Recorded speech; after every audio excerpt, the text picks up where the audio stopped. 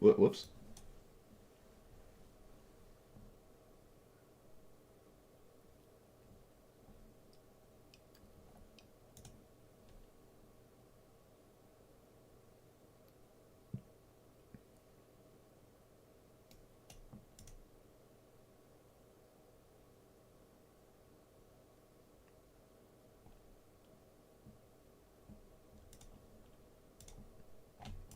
Okay. Weird. What's this? What is this? Try a different way, blah, blah, blah, blah. You get like two blah, blah, blah, blah. Combine them, blah, deck, blah, blah, blah. Unlike regular blah, blah. They will not be added to your collection. Oh, great. Well, I guess I'll do that in 600 years.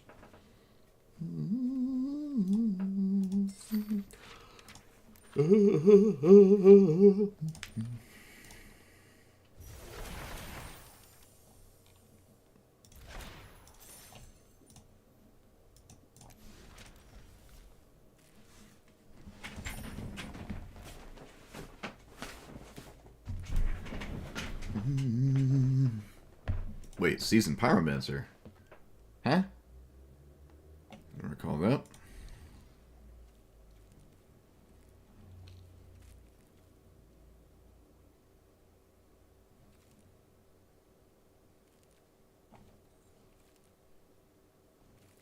Maybe 10 of these. And then 20 of the other ones.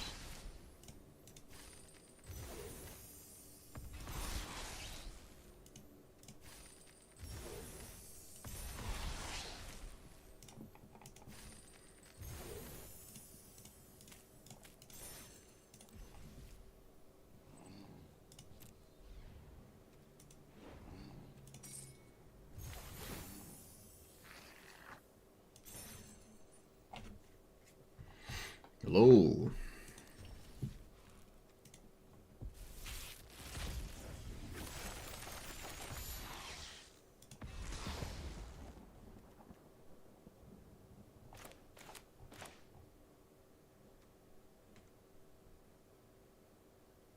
Apparently never owned that.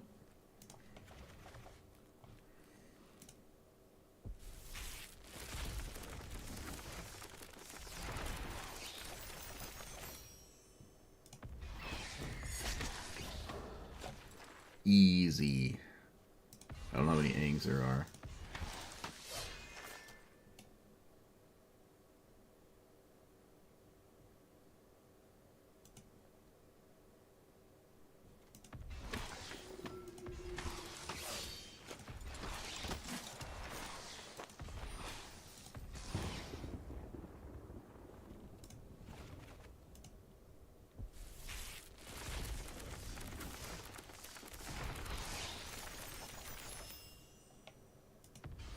Oh, the best Avatar card ever. Huge.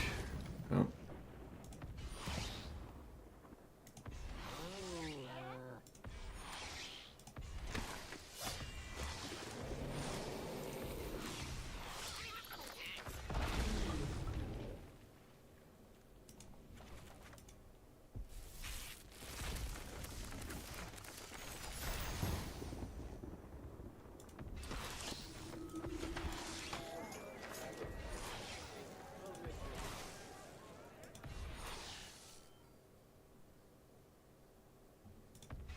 There are.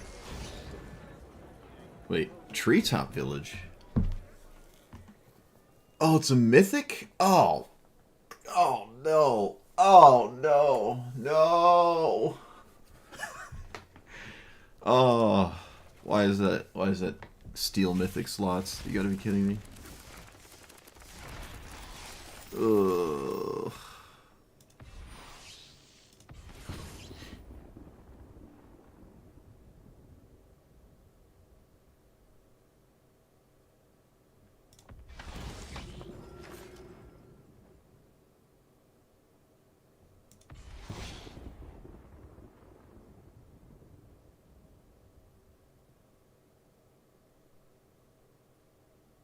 What?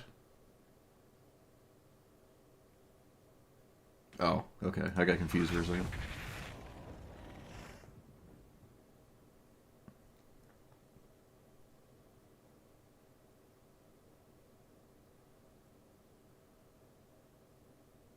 Wait, what? Isn't this like Keenan on steroids? Well, it doesn't have the 7-minute ability.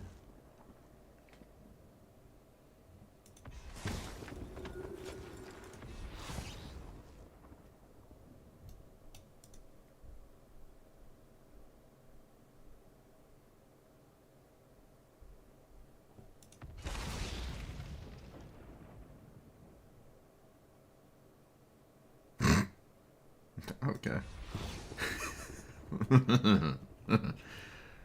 uh,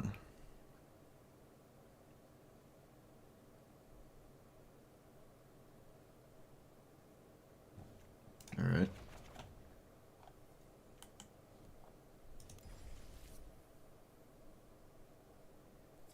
So there's only one set?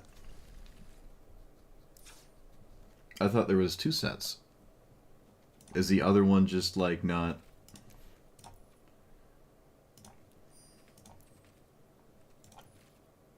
Yeah, this thing right here. What's that?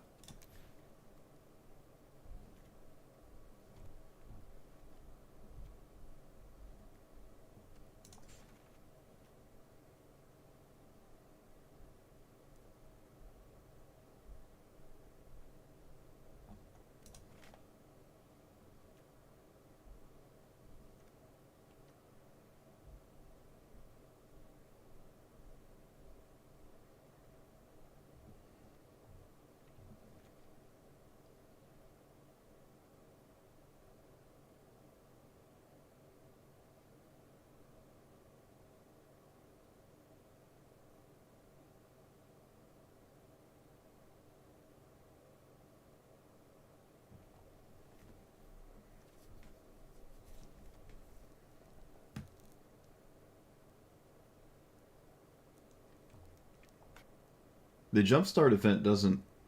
It says specifically you don't keep your cards.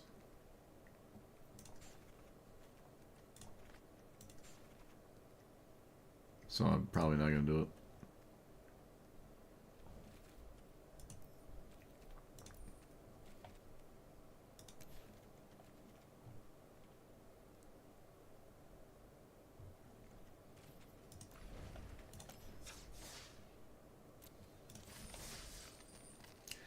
Unlike regular jump in, cards from this event will not be added to your collection.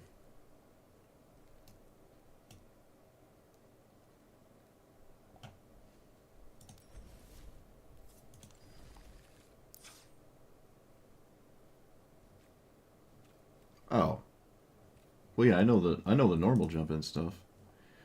I mean, I guess I could burn them. I don't want to do that right now, though. Sounds like effort.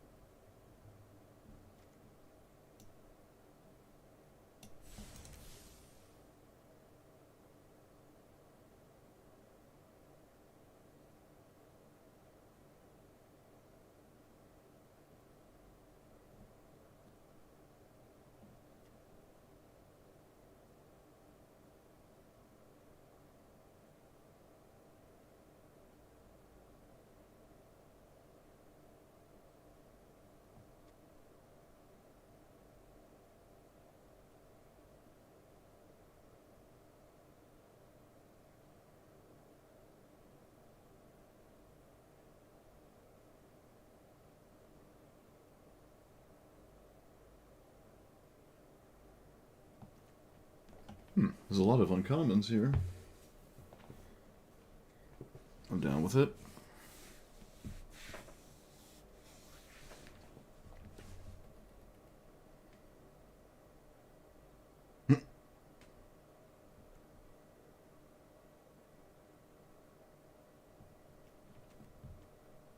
Okay, maybe let's not look at the commons.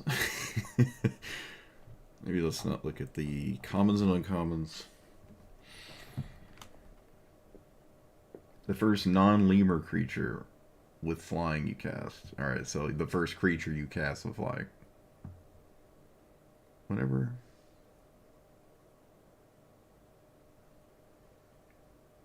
Okay.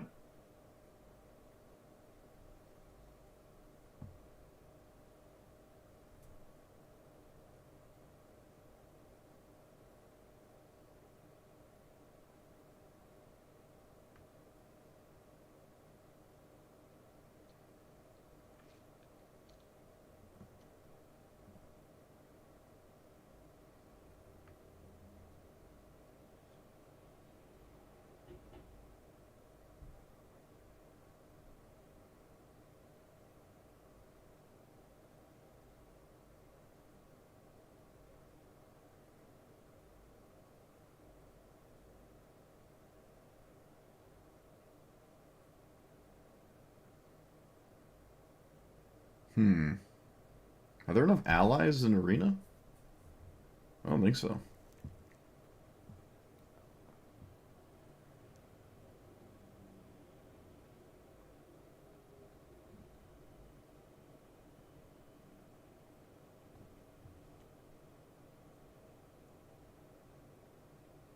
Huh. Cool. I don't think there's enough warriors. Maybe. Oh, it's mono white though. Okay, there's definitely not enough warriors. Why is this mono white? Well, okay.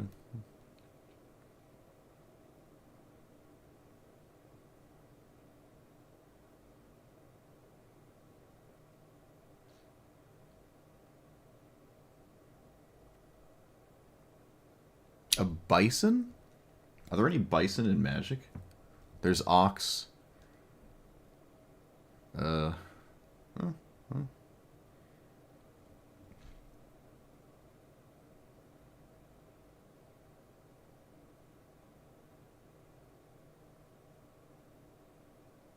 Oh, that's cool. It's like Boromir, but costs more mana. You think firebending is the most fun? I don't really. I don't know. I haven't seen anything that makes me like bending. Fire breathing. I like fire breathing, I guess. Fire breathing works with fire bending. Maybe that was the play, the idea.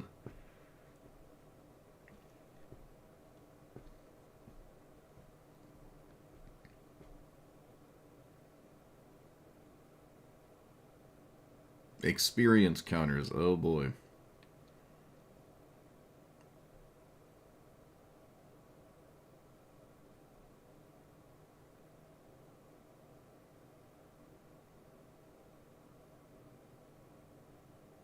Wait. What? Oh, okay. Airbend another.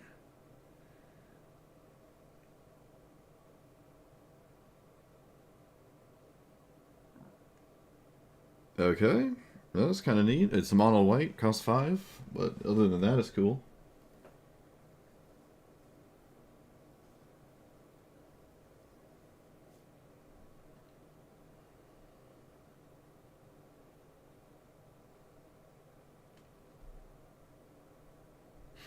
If firebending is only like really ideal when you have other cards that make it ideal, then I don't think it's very good. If it even the well, I like earthbending.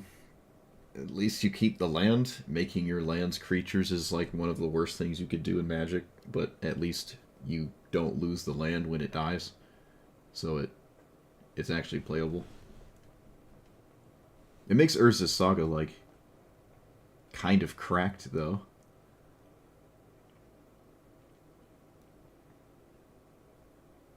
A spell during your opponent's turn Wait, what? Whenever you cast a spell during your opponent's turn, you get experience counter. This attacks you and draw. So this is literally Baral on complete steer. This might replace Baral. Baral has shown itself to really not need the discount on spells. So this is just better than Baral. Although it does have to actually attack. Alright, maybe it's not that crazy. It has to actually get in there. Maybe it's not that crazy.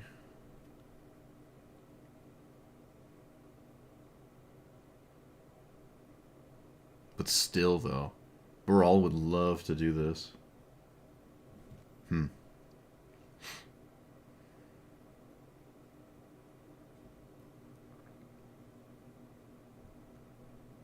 D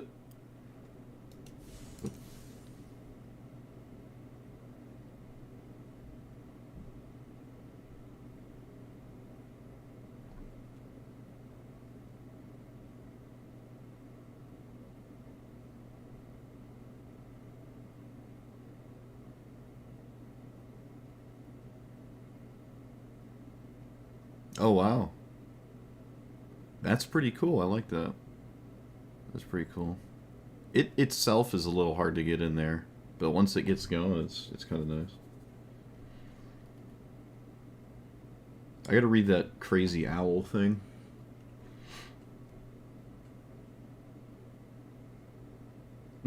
Draw, then counter, then draw, then counter. It's like the frog mommy. Except it doesn't have green, so it's just worse. Flying, vigilance, waterbend 5? Wait. Hold on, what? Oh, okay. It's, yeah, waterbending is like convoke.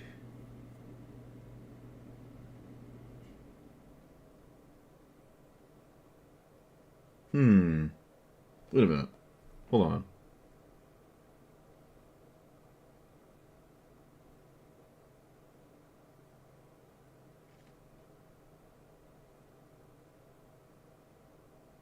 Unfortunately, you don't really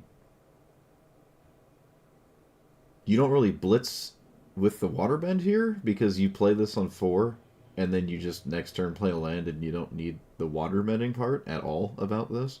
But you can just show and tell omniscience. But you're mono blue. Ugh.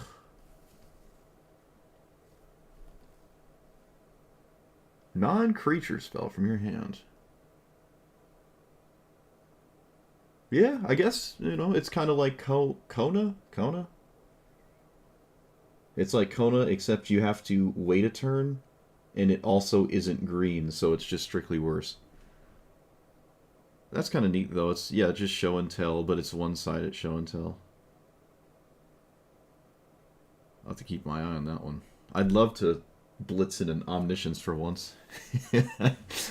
There's a lot of non-creature. There's like Portal to Phyrexia is another decent one. You can't play anything but white and colorless. I mean, blue and colorless cards though, but still.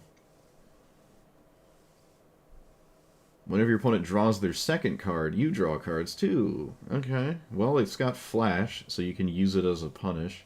But, I mean, it's the same logic of why Orcish Bowmasters is not around ever.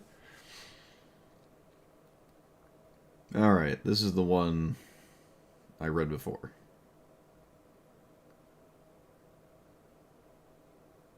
Second enters, something goes.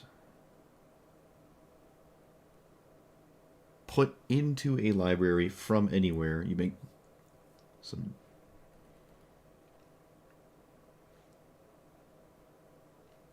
Alright, yeah, it's got that. It's like the Tuck Commander. Terror of Serpent's Past. I feel like this would be completely fine at uncommon. Wouldn't it? Wouldn't this be totally fine at uncommon? Doesn't feel like it has to be a rare. Huh. That's kind of strange. Oh, okay. That'd be cool as an artisan commander.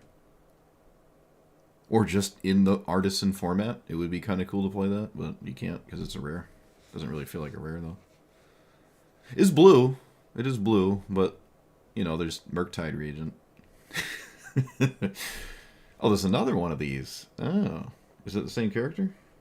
No, I don't think I read this one. More money, yep. That's why Treetop Village being a mythic rare is like actually egregious. You literally just lost your mythic rare. Like you just lost your the mythic in your pack was poof. You pulled a Treetop Village in your mythic slot. Congratulations. You lose.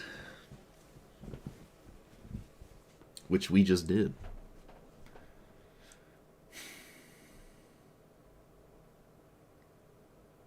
So when everyone and searches, oh, it's got Flash again. So whenever Flash searches, all right. So it's got the text of that white card, the white 2/2 that does the same thing, except you get a counter instead of gaining a life.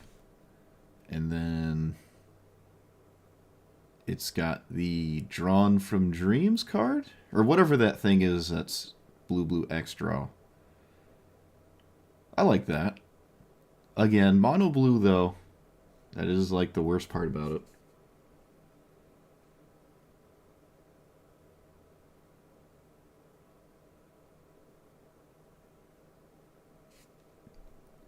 This is Kimball, but symmetrical, I guess. And not white.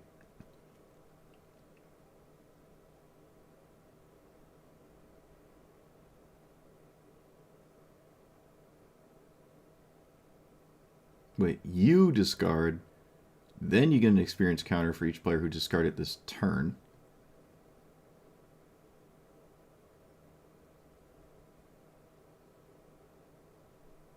Experience counters stay around forever, even if you have to recast this.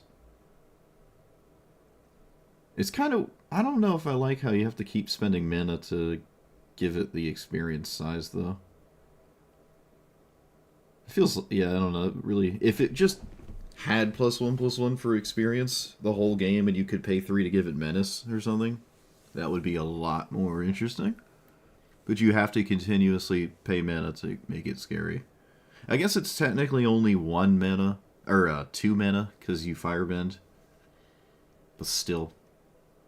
That's unfortunate. Oh, it's mono black. Oh, I thought it was black and red for some reason. Huh. Yeah, so I mean it's not Sephiroth. I'll say that. It's not Sephiroth.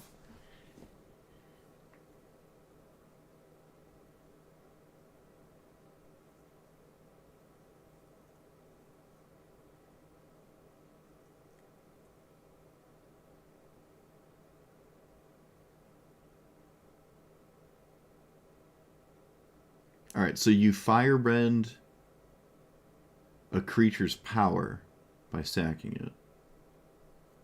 And then for 6 you can... the top card of each opponent's library and then play it. So it's like a super Giga Ragavan that requires you sack creatures. Alright. It's no Sephiroth, but at least it has red that time.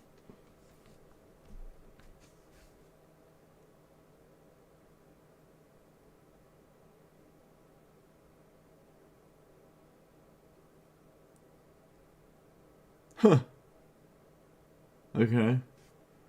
That's kind of... that's neat, I guess. Oh, it's a vehicle.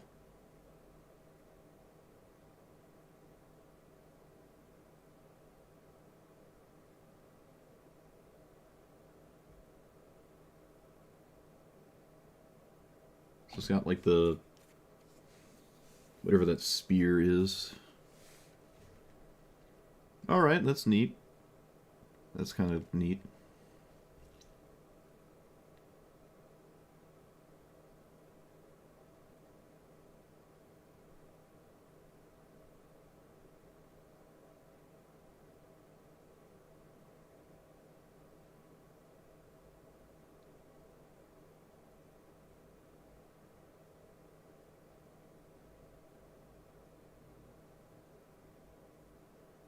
Exile a creature from your graveyard.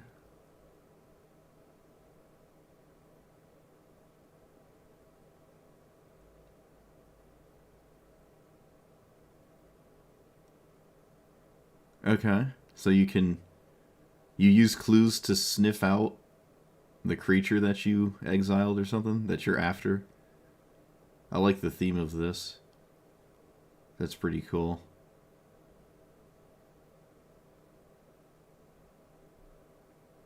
It's just gonna die all the time, but at least you get a bunch of clue tokens. I don't ever expect to like get my thing back though. Especially if it's like Ulamog, you lose 10 life, get 10 clue tokens. you have to somehow get through those with 20 mana.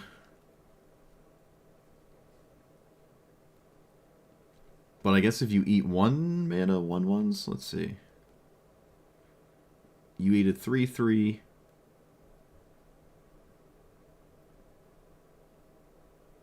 So a 3-drop, pay 6, chew through some clues. At some point, get that creature back. This doesn't have to be in play for the clues, but it has to be in play for the creature. Yeah, it's mostly just going to get you clue tokens, I feel. Which is probably just fine, maybe? I don't hate that. It's mono black, so you have like Phyrexian Arena effects for days. I don't know, I like that card. It just seems like an uphill battle. It also doesn't do anything until something is dead. So you have to like mill or just have already played more Magic before.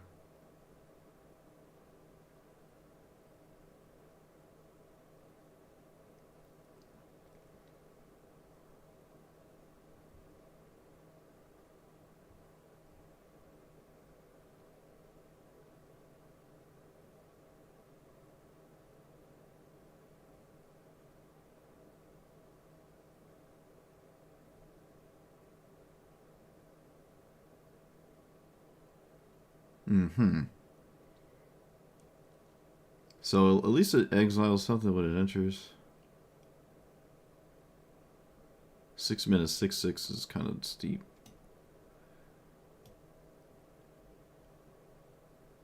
Whenever anything dies, exile it. And it just gets those abilities. Okay, I don't know what we're playing against. That would like... You can't choose your opponents. So if they don't have a lot of creatures, you just aren't playing the game. And if they do, you better hope they have viable abilities on them for this card. That just gets swords and you feel great about everything.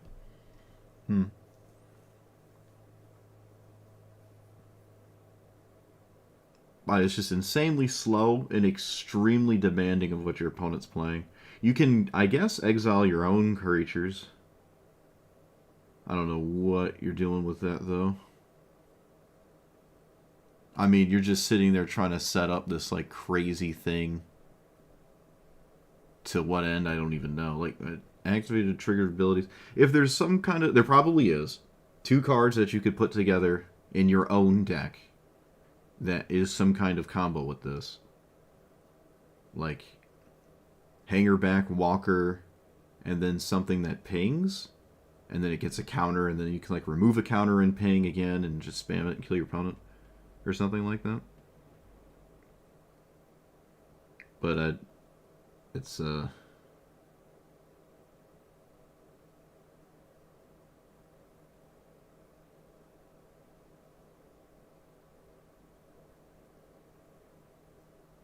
that's way too much. It's asking way too much. You play from exile? What? This doesn't play anything from exile. Oh, wait a minute. You have to also... You have to actually exile the creatures, too. Just because you have some kind of combo in your hand doesn't mean they're under this card to combo with. So you have to, like, kill your own creatures. Oh, man. Alright, I don't know how that... I don't know. That's not happening. Is it in standard? It is in standard, at least. Because it's not that set, it's that set. Whatever the name of them are.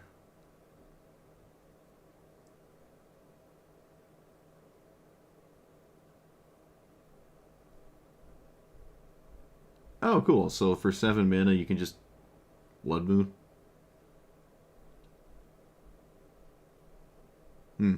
I like that. Blood Moon in the command zone. They just think that's something that should cost 7. Sure, I can get behind that. If this costs too cheap, then suddenly it's like you just have Magus of the Moon in the command zone, and that's probably a problem. I was curious what the first kind of effect would be that 7 mana's makes sense, I guess. At that point, it's a little too late, you know. I don't know. You're gonna get somebody. Someone's gonna get got by that.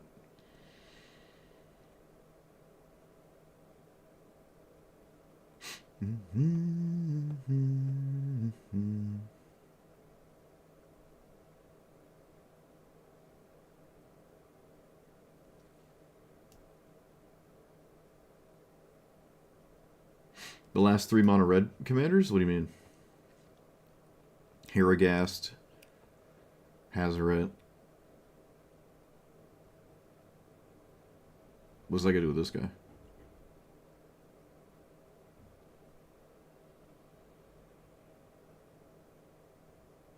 Daring combat experience counter. Okay, Zuko is a pretty nice ability. I wonder if there's some kind of weird spell slingy thing you can do in combat that isn't just... See, the problem is you just can't take that mana out of the combat. Which I suppose makes sense. It just, I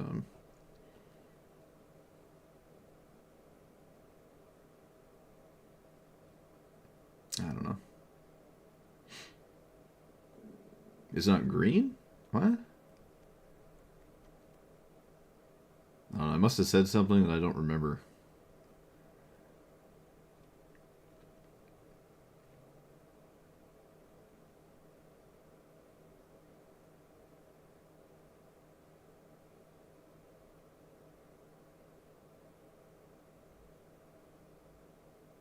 I don't even know what you do out of combat. In combat. Like, combat tricks are not... You're not playing combat tricks. So burn spells like Lightning Bolt. You can't play any X spells except... I think there's 2 or 3, maybe, actually. X spells. This has to live as well? So you have to, like, swing with your 2/2? Otherwise it doesn't do anything? I really wish this was a 1-mana 1/1. It's just so it could, like, keep up, you know? Like, because you play it on turn 2, and you have to probably commit a burn spell to Llanowar Elves, that it's not going to be played in combat. And this is your turn 2 play. Yeah, this would be so much more impactful if it was your 1-mana play. Because red only has Ragavan. Blue has Tamiyo. I suppose technically green as well has Tamiyo. But green does other things, obviously. Green doesn't need one. Is there a white one? Skrelv? Can you do anything with Skrelv? I've never seen Skrelv in the command zone. The 1-mana Gideon? Kithian? Yeah, this would have been so much more viable as a 1-drop.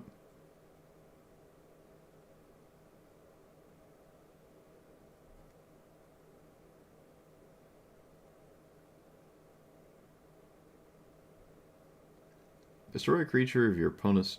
Wait, of your choice. Then destroy a target creature of an opponent's choice. What? Yeah, that's not for 1v1, I'll tell you that much.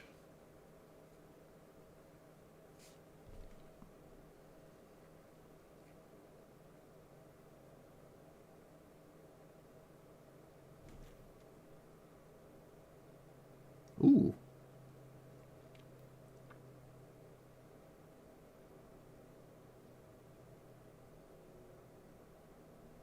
Okay. I like this.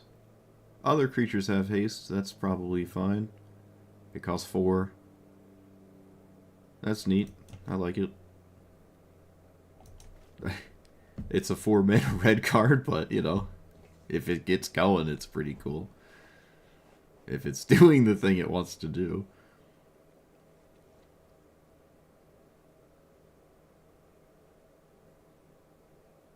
The Spider Soul Sister? No. I was kind of thinking of, like, the ones to play, and I don't think there really is one in that color.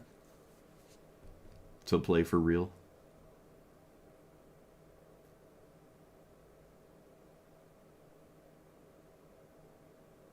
Okay, it can target itself.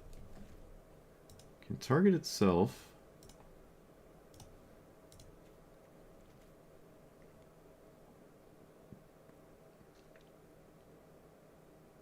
Oh, nope, I lied. It was the 5th word on the card. So you need another legendary. Alright, I'm not going to continue reading it. Good luck with that. 5-mana 4/4.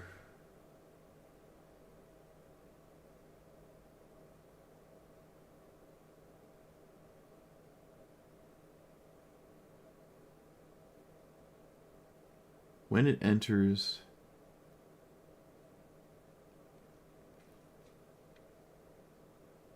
Okay, so you can pretty reliably get like a 5-mana 8/8 in play with Firebending. And then you can use the Firebending to do a very expensive Fire Breathing. But there's something there, I guess. I don't hate that one. Whenever you cast a red spell, make a 2/2. Love it. I love it. That's great. That one's great.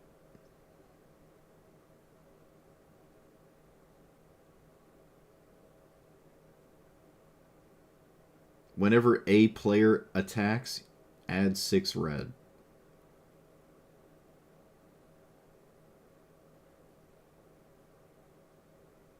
There we go. Now we're getting somewhere. And then triple Fire Breathing. Or Fire Breathing in chunks of 3. I like that one.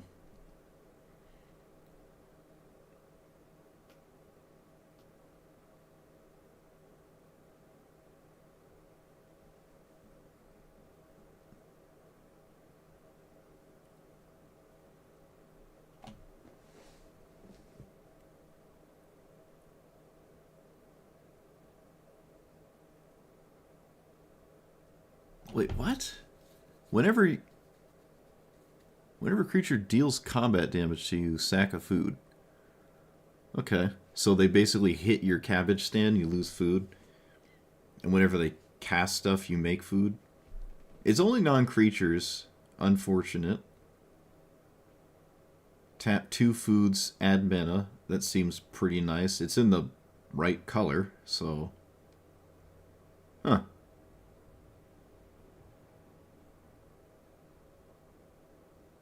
It's kind of weird. It's almost like playing a, sometimes maybe Cultivate in the command zone.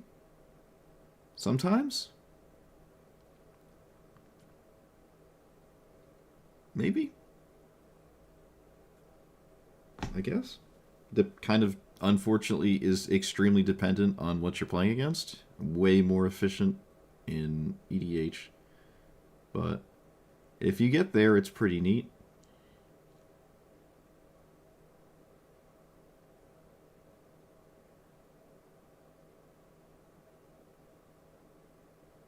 Wait, what? You just get shrines? You don't even have to... They don't go to your hand? Reveal cards at the top of your library until you reveal a shrine, and then just boom. Okay. Well, the last Shrine Commander that Sony play basically needed you to play Sanctum of All, or it just was really bad. But I suppose if this keeps dying, you can just... This is effectively Sanctum of All, if it is repeatedly entering play, and it's in the right color, so it can do that. Each non-legendary... Wait a minute. Each legendary enchantment make a 1/1, which is one of the green ones, I think? Except these can't block.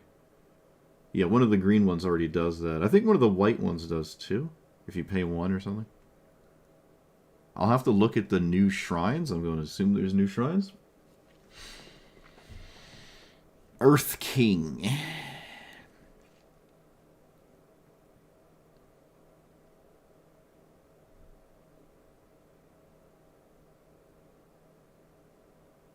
Wait, what? Whenever you swing, you just get... So this is kind of like Toski, except instead of drawing cards or needing to actually poke your opponent, you just get lands. Wow, I like this. It's kind of like Eshki. It's Eshki, but it doesn't have blue. Who cares about red?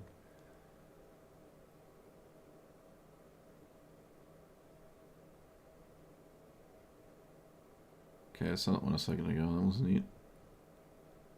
Did we get Urza Saga?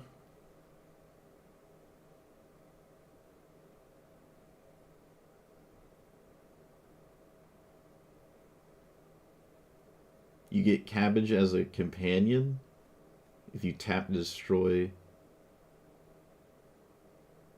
I don't even know what that means.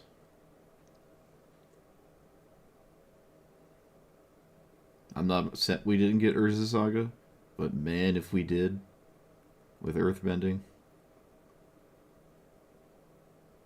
It's immortal, isn't it? Urza Saga just can't die because it kills itself. You just never lose your.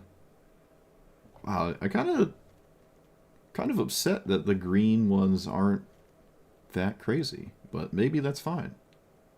I mean the competition in the green department is pretty high, pretty intense. I can't say there's one that really stands out to me. If you have the right opponents, Cabbage is actually kind of neat, and if shrines are a thing, but this isn't mono green, I don't really consider that one. I mean, let's be real, it is. You're always going to play it as mono green.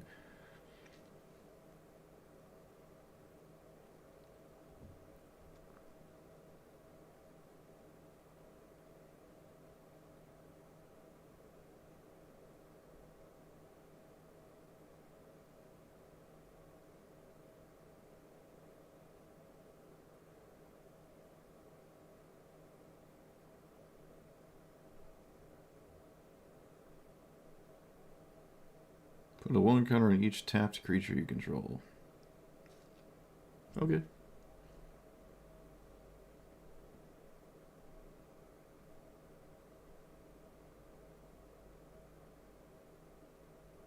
Oh.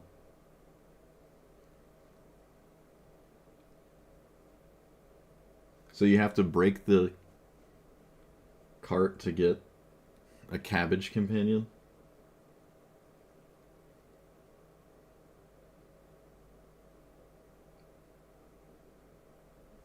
Okay. I think you can only see, like, new boards if you play Standard or something. I don't think you can see new boards in Historic Brawl. So I'd have to play a game as Standard. I mean, I'd see it eventually.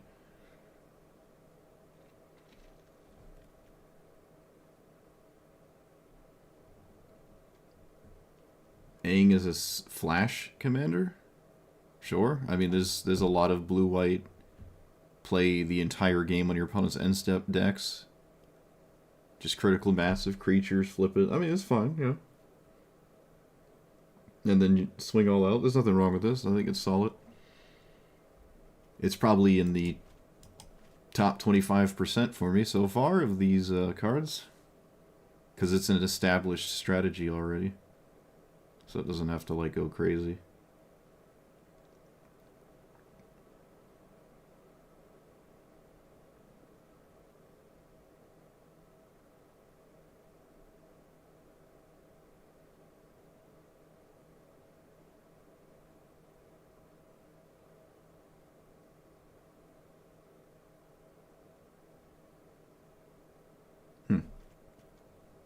Your opponent chooses, though?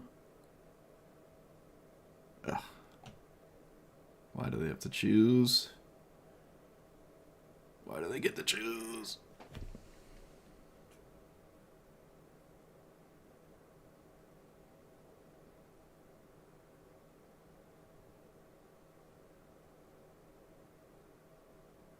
Up to 2, draw that many.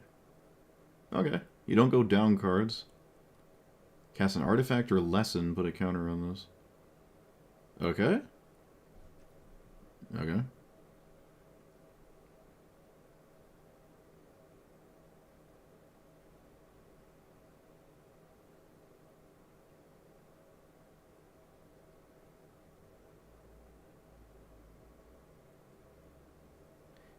What? Why is this templating very strange? Draw, counter, add red, or exile this and return it. Your first main phase. Okay, so he does all of them, and then you can do it again.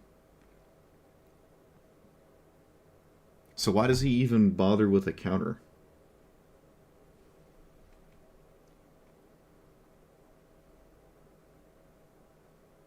There's no reason to do the 1/1 counter one, right? Like, fundamentally, there's no reason? Like, mana's fine, drawing a card is great. Exile it, return it. Why would you ever put a counter on this?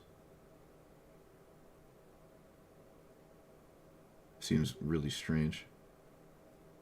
If that one was like do 1 damage to something or deal 2 damage, it'd be kind of. It just seems like the 1/1 counter. Like you're just gonna exile. You're gonna draw a card. You might add mana, and then you're just gonna reset it.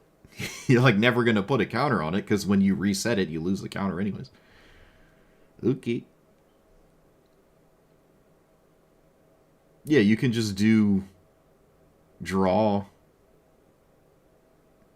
add red. What do you mean it goes to your opponent? What are you talking about? Oh, it does. Why? Why does it go to your opponent? Exile the return to the benefit. Oh.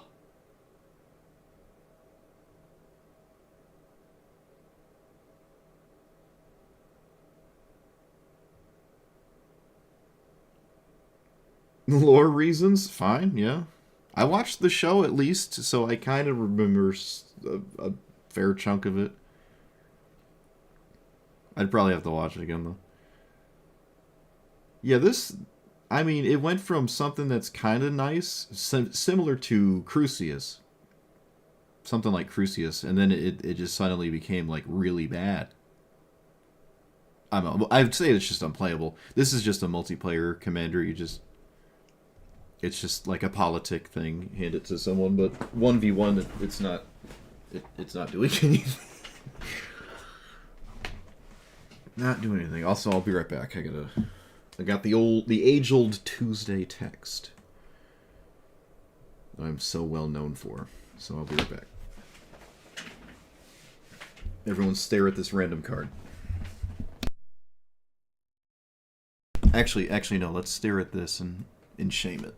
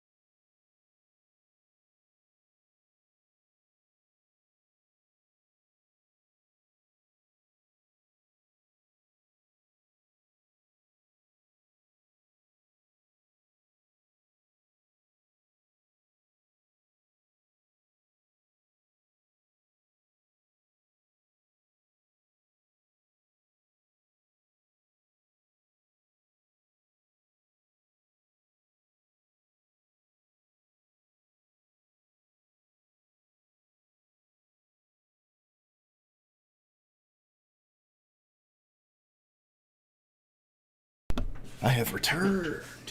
Yes, I have returned. Okay.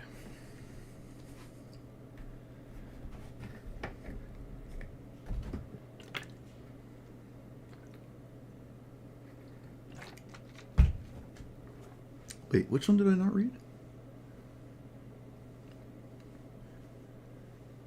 I not read both of those.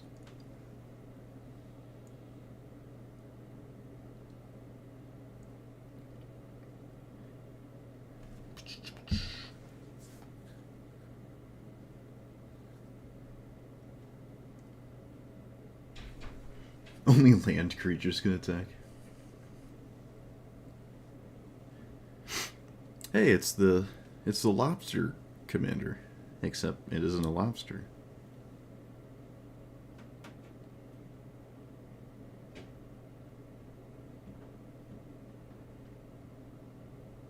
Okay, so you give them food, and you get counters on 1/1s. Better than the lobster.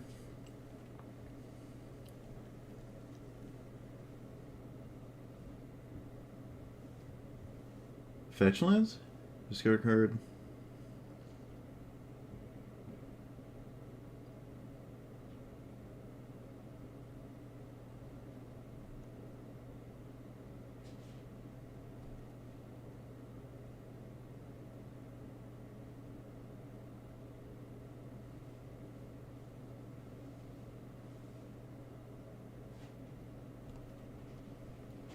Naming lobster and field counterspells feels good.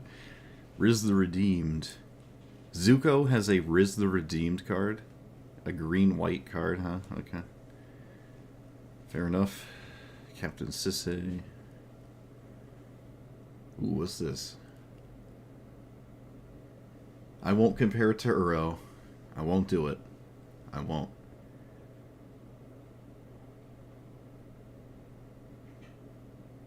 Oh, you need lessons? Oh, man. It's actually... Okay, nope. I was about to compare it to Uro. I said I wasn't going to do it, and it was the first thing I went to say. See how hard it is?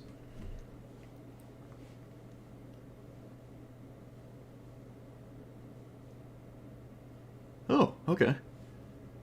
I like this. It's like Kefka. Except instead of discarding, you copy. That's cool. You can play on turn 2. Alright. It's green and can be played on turn 2, therefore it doesn't matter how bad or good it is. You can just do that, and that's just good enough. But the lesson thing is a little annoying. Although that doesn't really matter, though. Because it's just a 3/6. Yeah, you don't really care if it swings or blocks. It's not breaking the bank because you can't... Your 3/6 is pacified. Like, that doesn't really matter.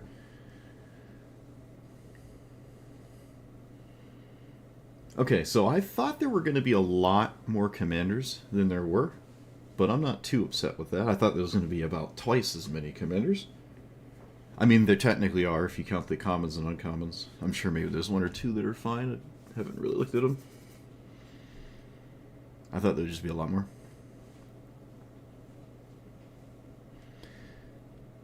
A lot more interesting than the Spider-Man set, though. And I haven't actually seen the normal set. Cast an ally artifact spells, flash.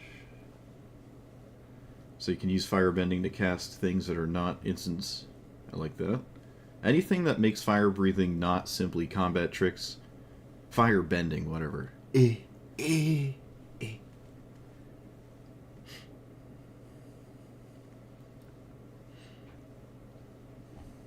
Yeah, I'm not looking at the commons and uncommon ones. There's still a lot. Like, it's a fair amount, right? This is fine. It's still above average. Although we're looking at 2 sets here. It's not 1 set.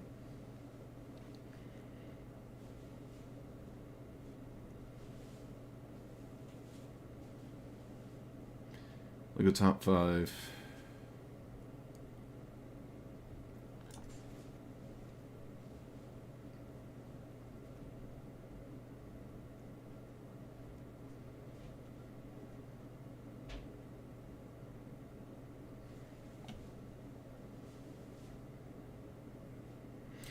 Put the rest on the bottom. Whenever what?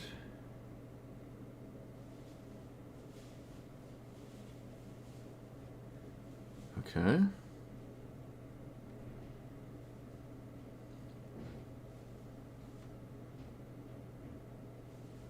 Hmm.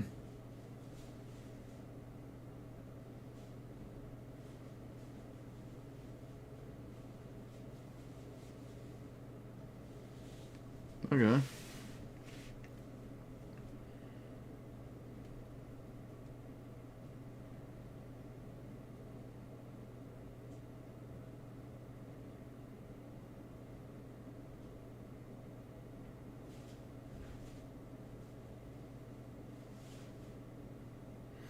Whenever this enters or attacks, make a 1/1, where X is the number of... Wait, so it doubles? So you have 2 creatures, and then you have 4. So it's like Rizza Redeemed, except you have to use combat. Oh, and it costs 6 up front. Alright, someone's gonna try it. It'll explode out of control for someone, I'm sure.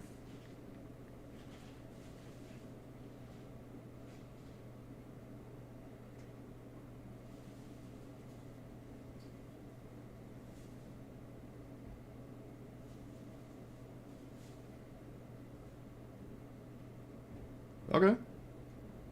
You don't need the firebending part. I like this. The firebending part doesn't even have to be on the card. I like this. It's like an added thing.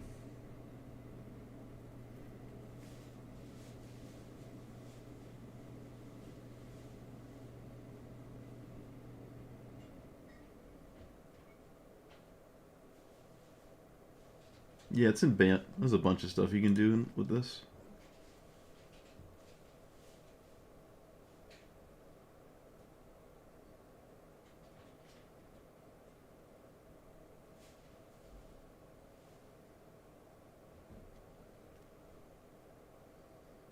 Oh, we got a Teamer commander. Huge.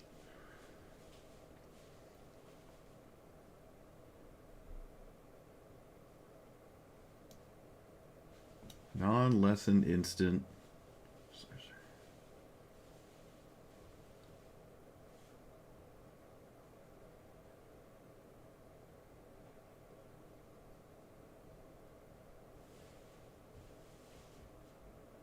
So you can flashback the 7-mana lesson from Strixhaven?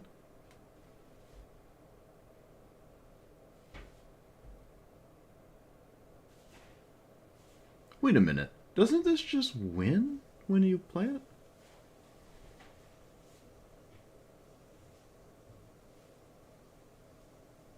Well, this one's at least green. It might be 6 mana, but at least it's green, so you can cast it. In Historic Role.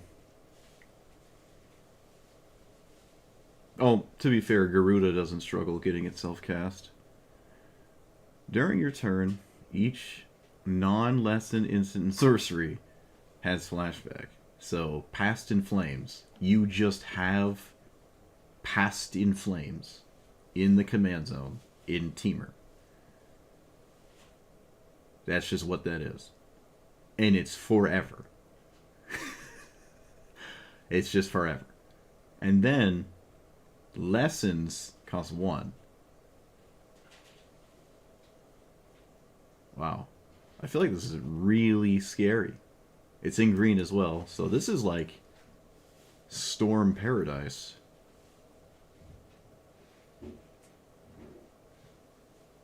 Adventure spells? How does that work?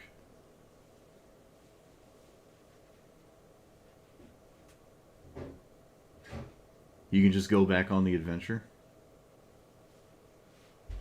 Alright. Yep, there's stuff there. That one's up there for me. Another ally one.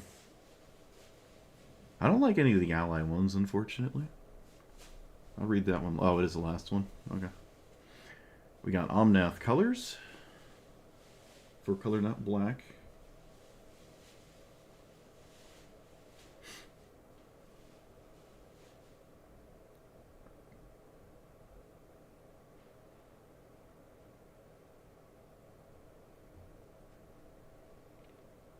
Yeah, I guess it goes to exile regardless. Yeah, this one's really exciting. I love storm decks, so. Play the wall. I know, I want to play the wall. Played in, Hullclad, probably. Well, most assuredly play it in Hullclad.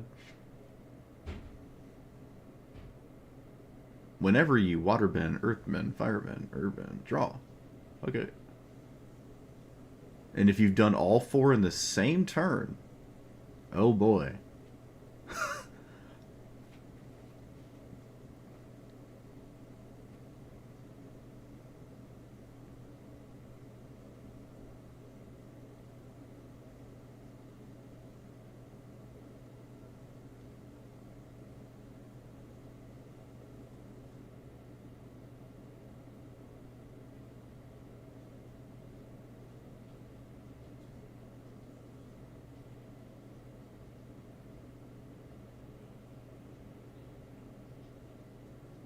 Okay.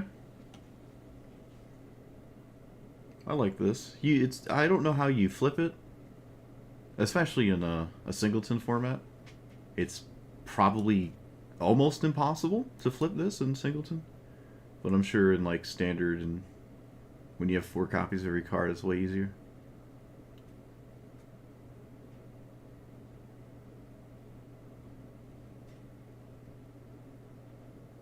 You're probably not doing it twice, so like if you flip it back, you can't do it again for the rest of that game, period. It's just never going to happen again. But at least you drew 4 cards. Alright, I mean, that one's neat. So yeah, this one is huge. I really like this commander. I think this requires a lot of brain power that I currently just don't have. But this might be the... In the first 5 commanders I play is probably this one. I love trying to make storm decks work, and this is... You just play it, and it looks like you almost immediately win, I feel.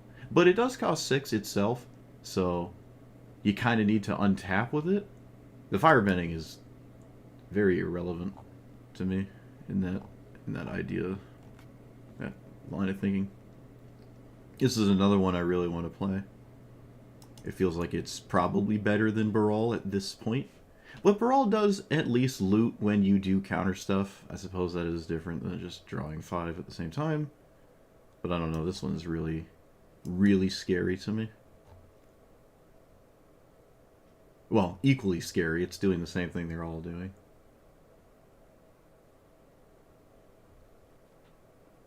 Yeah, these are the only things I got. Well, I don't know what from the actual set, though.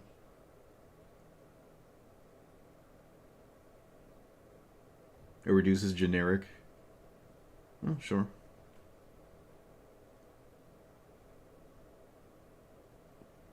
Mystical and Enlightened Tutor are uncommons. That's nice.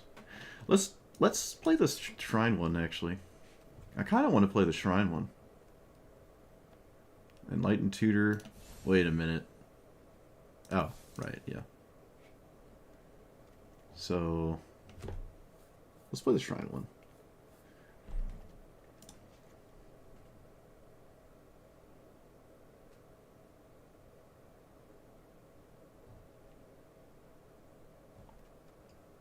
Kitara's Reversal. Counter up to 4 target spells and or abilities, and then untap stuff. Cool. Good luck with that, but it is cool. I like that. It's up to, right? Okay. Yeah, it doesn't... It's not like, Decimate. You're not, like, Decimate locked. It's actually kind of... Whoa! We got Fierce Guardianship. Oh, no. Oh, no. Is it real?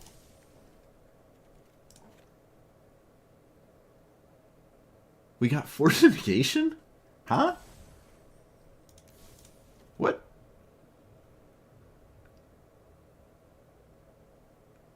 What do you mean I can't craft it yet? What do you mean?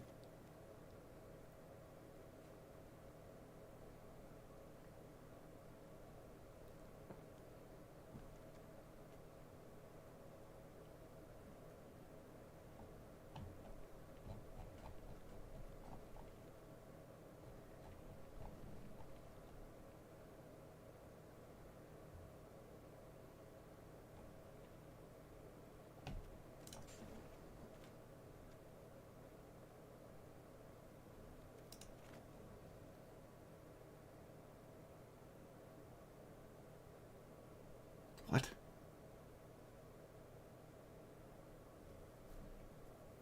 Why can't I craft Guardianship? When's it come out? Why didn't it come out with the other cards? It's from the same set.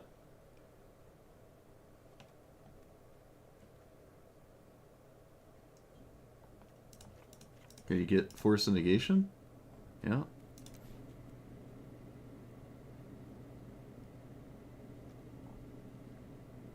So when did they come out? Did they say?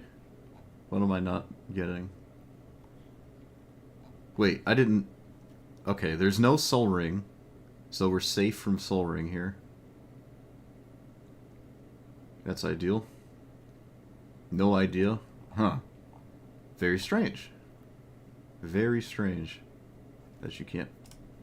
Well, we got Force Negation. I'll take that one. They're here in the list of things, so I imagine at some point you can craft them. Otherwise, I don't know what they're doing in the game. So yeah, just this art, like these cards specifically, are not... If they have the fancy frame, they're not craftable.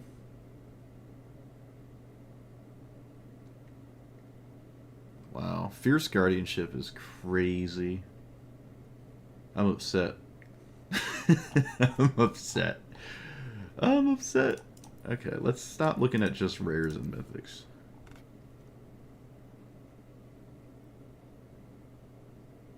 They're pre-banned? This one isn't.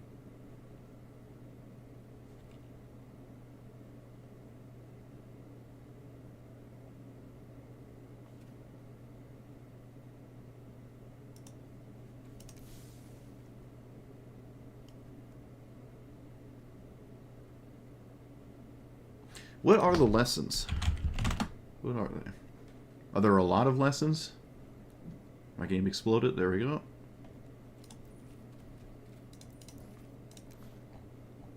There are quite a few lessons here. Okay, there's quite a few lessons. And I'm sure they work with Strixhaven. So that's kind of neat. Instant lesson. It would be cool to see lessons as like an evergreen mechanic. I did like that mechanic. Do they all do the same thing? Like when you... No, learning. Learning is when you get the lesson or you draw a discard. The lesson itself doesn't do that. Yeah, well, that's a good question. I should probably look at the shrines, not the...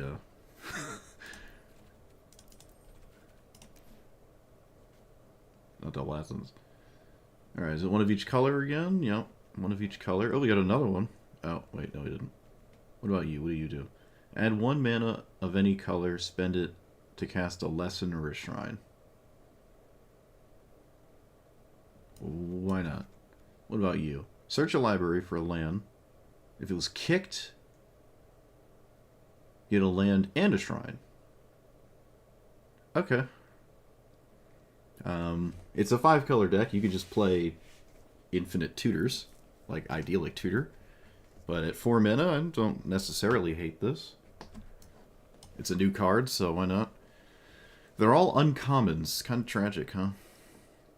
Whenever Southern Air Temple enters, put stuff on things. Wait, each creature you control?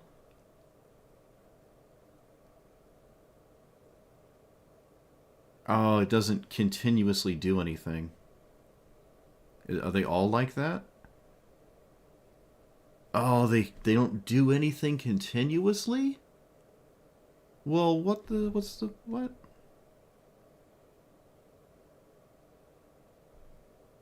And this one...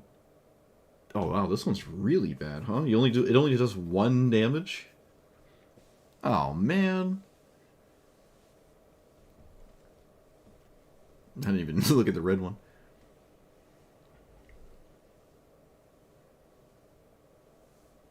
I mean, that's still pretty good. They're just basically spells.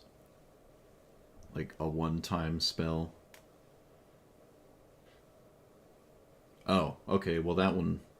As per usual, the green one just laughs in the face of the other 4. as per usual. They still are shrines, so they count for your shrine total. It's not like you don't play them, I guess. Wait, is this when they cast or enter? Okay, so this doesn't care if they're cast or whatever.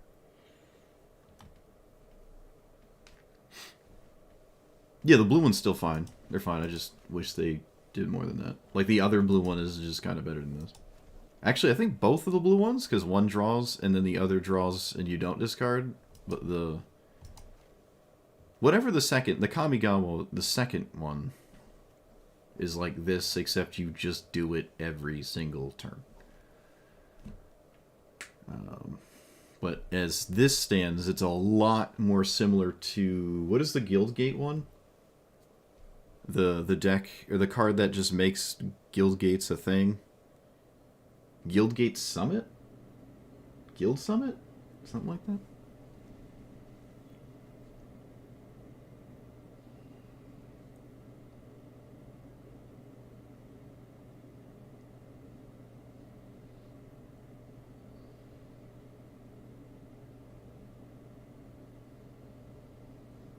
I like this effect, but again, you have every color, so you don't really need to play this.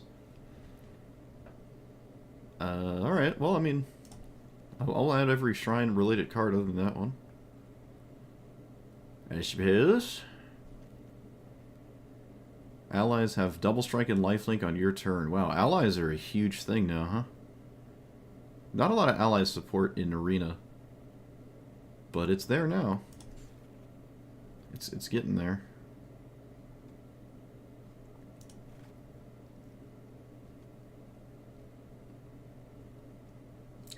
Let's look at the lands, actually. Treetop Village. Ugh, why? Why? Why? Why is it a mythic? Come on. Really? Is this a mythic too? Oh, it's Valakut. Oh, oh, it's Valakut. We got Valakut. Oh, I'm so excited about that. Now that's a mythic. That's a mythic there. Why is this a mythic? Imagine pulling this. Like, imagine. You know? You come home from work. You're tired. You get enough for a pack. You open it, and you got Tarnished Citadel as your mythic.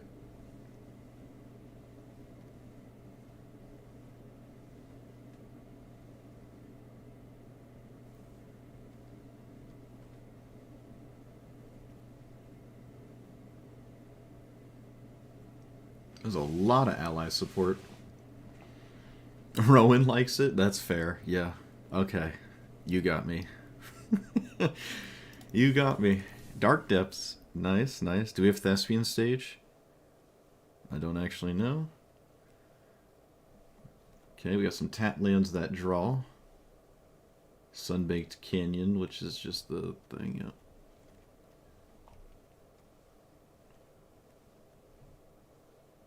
Thriving Cycle. Okay, we got one for each, was it? Firebending. Earthbending. I like that. That's cool. We got one of each. Oh yeah, I was about to say, can you waterbend with a land? That would be weird. It just draws and discards. So it's a Briarreach Sanitarium. Cool. Put a counter on each creature you control. Oh, Gavity Township. Nice. Yeah, we got the Hex Mage, that's true. Well, we did in the vintage draft thing, I guess. I don't know if we got it for real. It doesn't take a mythic slot? Alright, well if that's the case. I feel like it was the mythic that was in my pack, though, when I opened it. Unless it wasn't. I go back and look.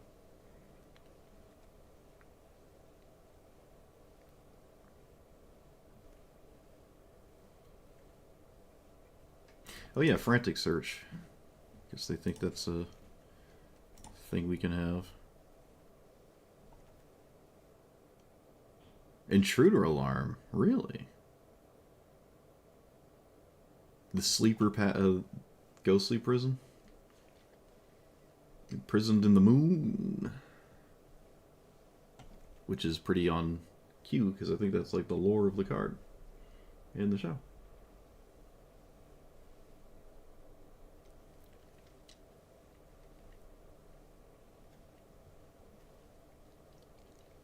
Clone.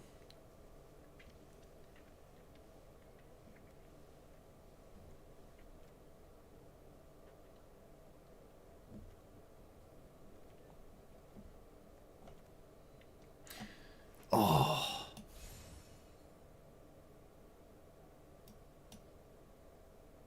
Well.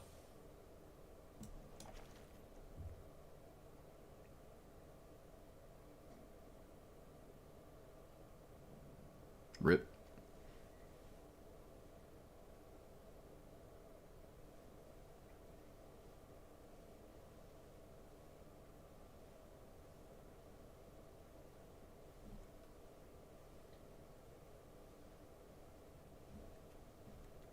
We have bribery.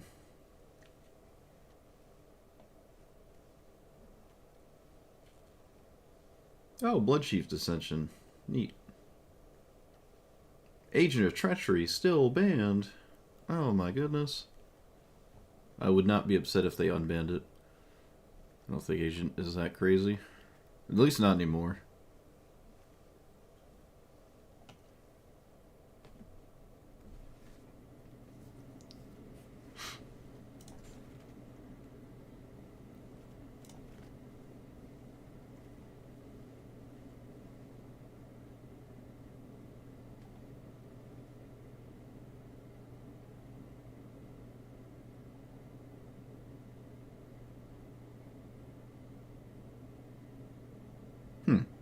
This is a way to kill my own commander, especially in this deck where I want to kind of recast it, so that's kind of nice. Yeah, Entomb's kind of scary, but Stickfinger is just the most consistent Entomb anyways, so I don't think this is doing anything new, other than replacing Final Parting with Reanimate, I suppose. It's not like it's bad. I suppose I should read the bottom part. If my opponent has to feel like they need to kill it, then it's a lot better, because then I can just continuously recast it. Oh, I love how it's a bear. Oh, this might be my favorite commander in the set. I haven't even tried it yet. Enters, and at the beginning of your upkeep, lose life clue token. Okay, so Phyrexian Arena, sort of. Attack, put X counters on a creature.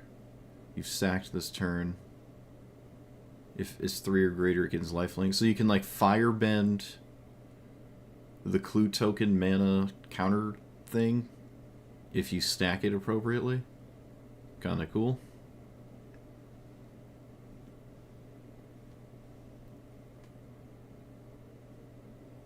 We got another... Oh, no, wait. That's the same card. Never mind. I was going to say, we got another one of those enchantments. It's the same card.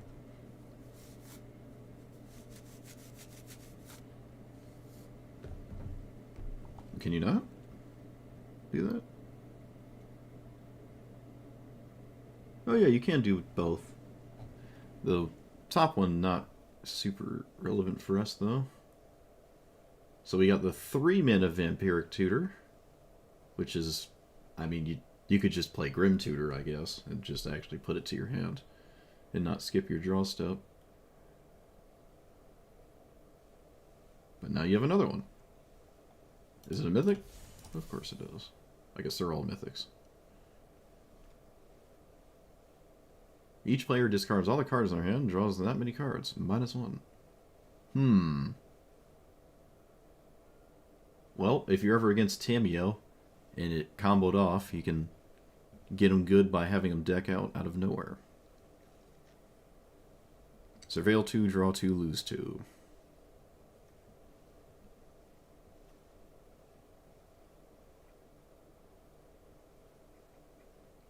Oh, that's a pretty good enchantment, too. Additional cast, Waterbend, which is artifacts and creatures. Oh.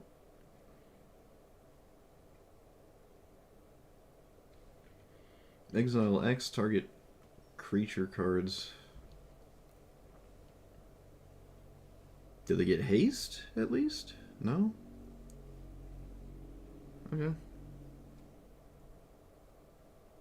Hmm.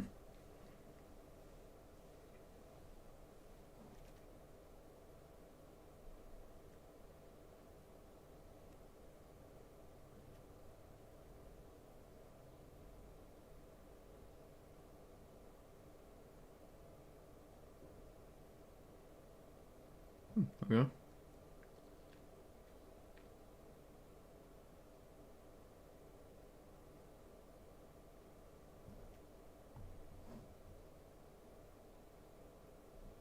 -5, -3? Very random.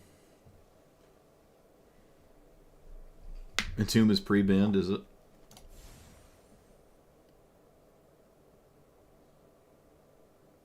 Doesn't say it is. It's not banned in Historic Brawl, I mean.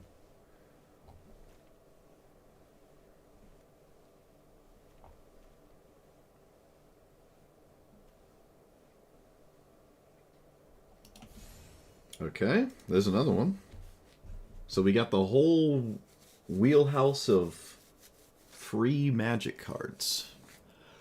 Oh boy. And this commander can actually play all of them. This one's really good too. Oh my goodness. Sephiroth is about to give people some serious headaches with Deadly Relic, let me tell you. Or any black commander.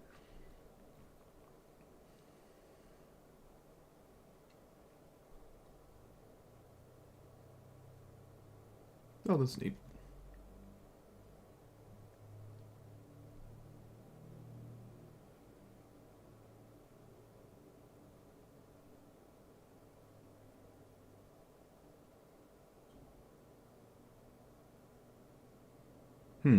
So, if you sack things, you make more of these, and if you have 8, you don't have to crew them.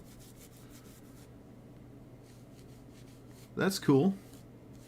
That's kind of cool. It'd be cooler if you could have as many as you wanted in your deck, maybe, to, like, have critical mass.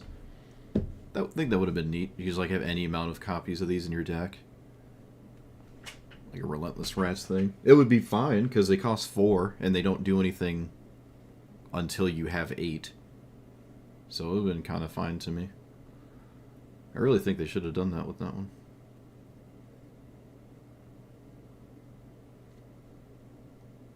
It'd be cool if you had like 20 or like 35 or something, because you still want to crew them with other cards sometimes.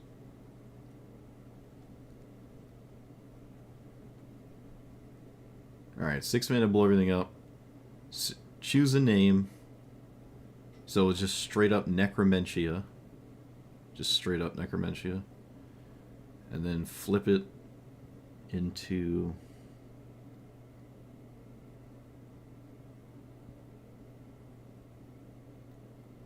into a Ink Eyes on steroids.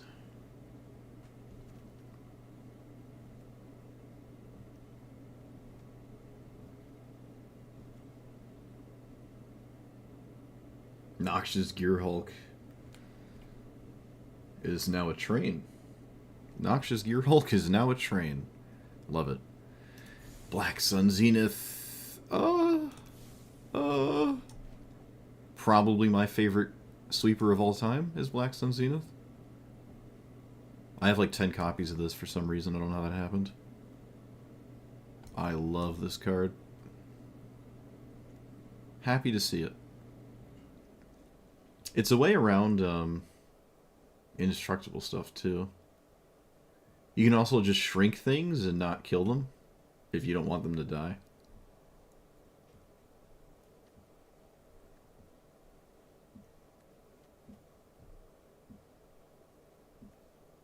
We got a new Lightning Bolt. It's not a mythic. A new Gamba.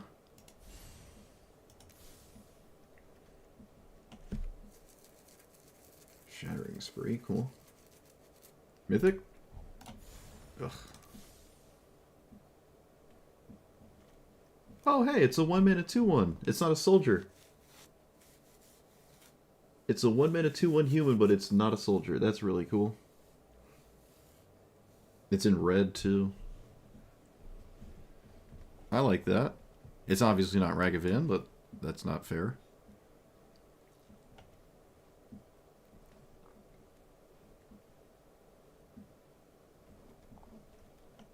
I haven't even looked at the green cards in the set yet.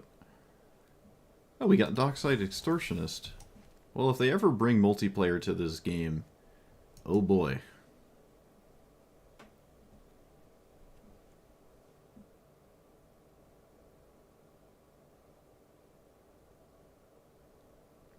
So, firebending triggers it. Okay, so then you can double firebending. You can double Felia. Whatever that Ishki, the Mardu double your attack trigger stuff card. Or even Delny. Delny could double once more. That's kind of cool.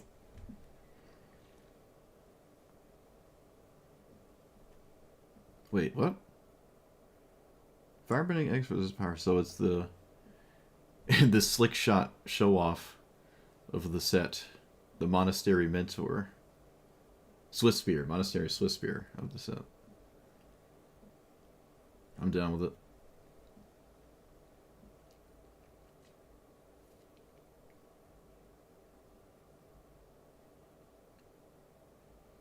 Wait, Frantic Search is banned?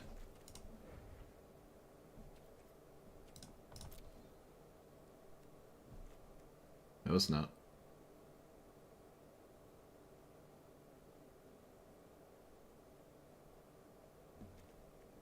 Oh, you're saying normal historic. Sure.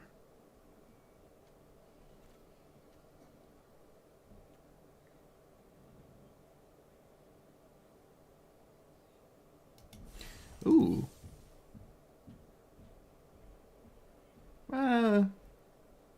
Yeah.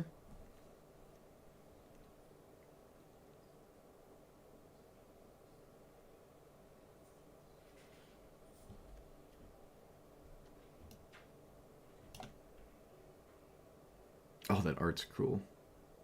Put a double strike counter on it. Neat.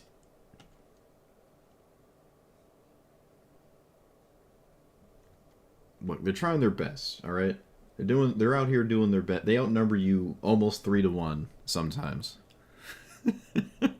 you gotta let them use words sometimes, you know? Hopefully that was vague enough. I think I was vague with that. Oh, we have a Prey Upon in red. It's instant as well. Excess damage, add red, blah, blah, blah. Alright, that's cool. That's cool. Is it that mana or red mana? Red mana as steps. Okay, so you can bring your fire breathing into a better spot. Fire bending.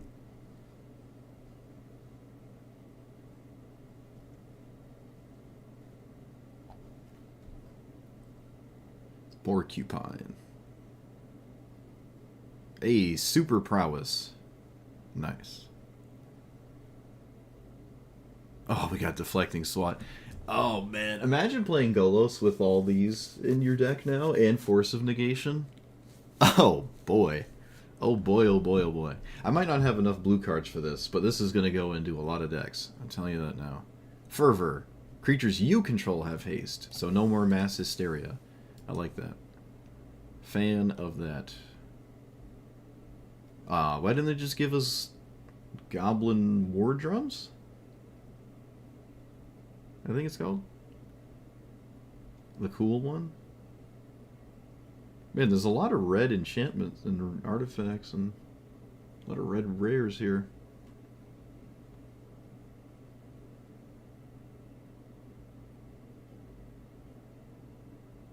Alright, so you can use the firebending to funnel into this, which is effectively like a, Huh. Is there infinite mana combos in this game? There are, yeah. This is a way to do it. You don't actually need fire breathing to do this. But that's cool. What's the helix in green? Pinnacle Helix? It's effectively Pinnacle Helix, except it kills one person and doesn't kill all your opponents at the same time.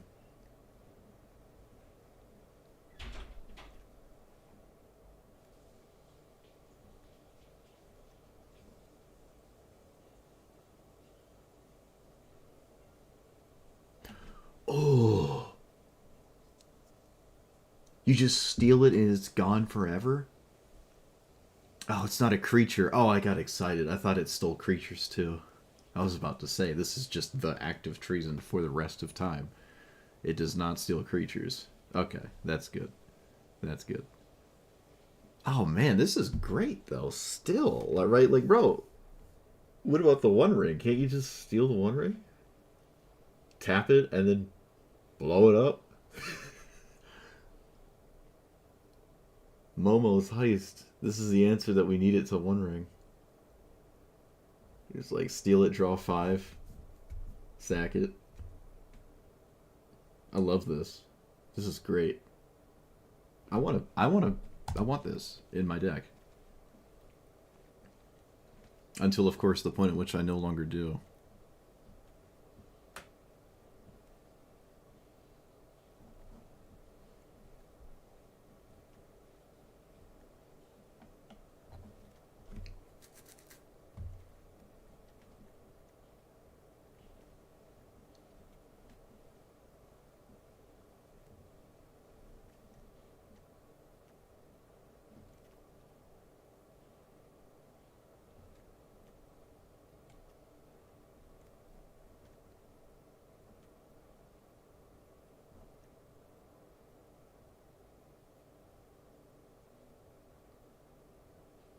Excess damage and trample. So you kill a 1/1 and then boom.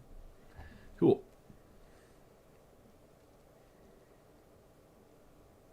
Each creature gains fire breathing 5. Well, you need something to do with that. Otherwise, they just fire breathe.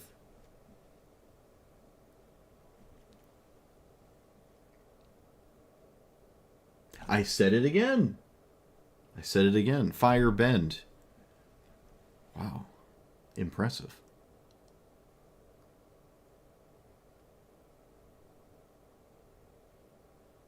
At random? What?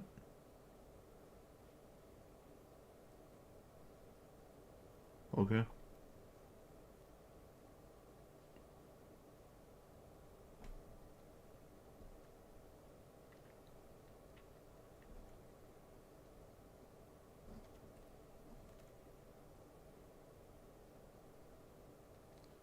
Hey, I remember this card. Oh, we got Insurrection. We now have the red Craterhoof Behemoth. We have the white one in the Cavalier. We have the green one. Now we have the red one.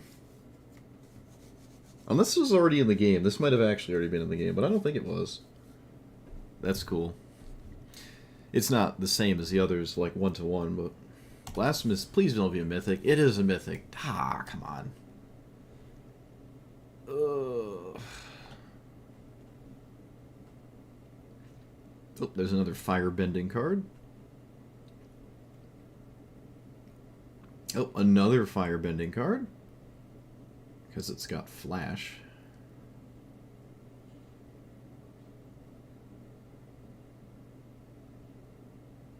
That's cool. I like that. Valakut, yeah. Alright, time to see what the real and only color in the game has given us. It gets larger for your allies. Colors, okay. Earthern Ally. Is this new? No, that's not new, yeah, it's the food thing.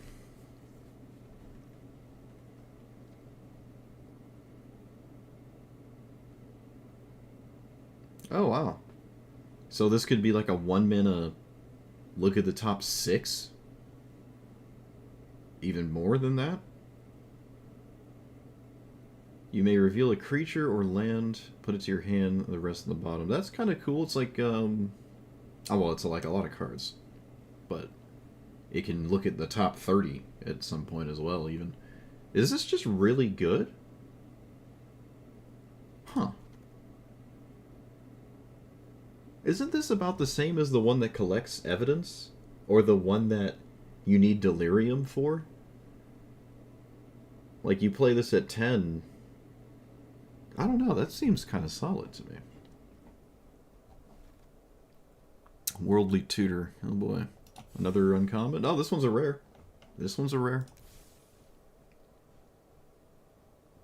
We got our Mana Dork, but it doesn't cost 1, so we're all safe.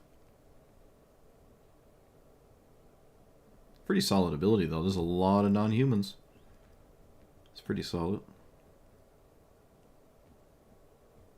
So when this enters, you Earthbend. I feel like this is just good enough to try in this deck, but maybe with the Shrine thing specifically, we're going somewhere else here.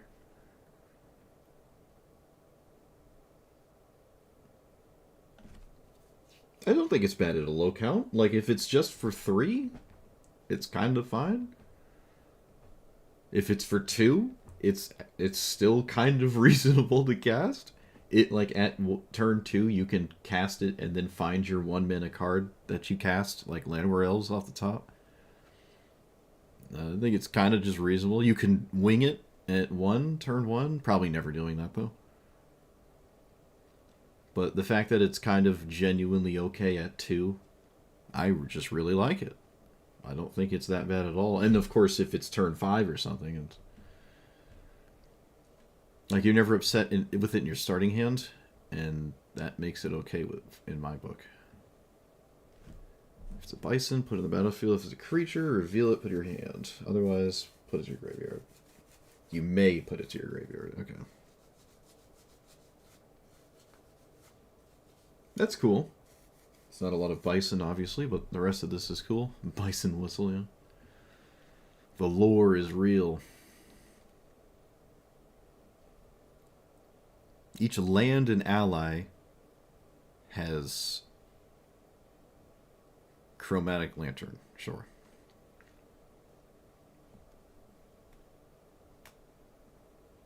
Naturalize, or...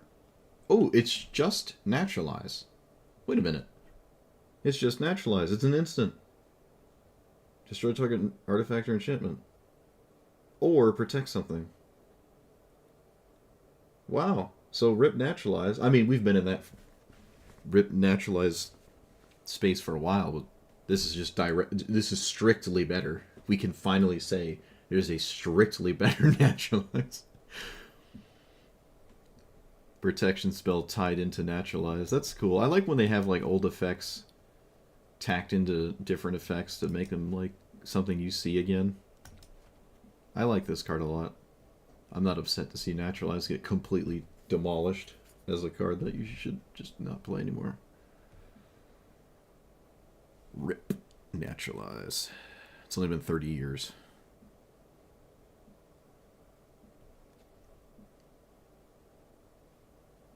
Hey, we got another Rampant Growth. Search your library for a basic, put it into play. That's awesome. It's also something you can find with Learn. Is there any Learn in the set? Or is Strixhaven the only way to still get lessons? You can't have a sideboard in Historic Brawl, so you can't do that. That's cool, though. I'm not upset to see that. Yeah, just another Rampant Growth. Okay. Notably, there are no 1-mana ramp spells in this Avatar set, so we are safe from the true tyranny that would have been another 1-mana ramp spell.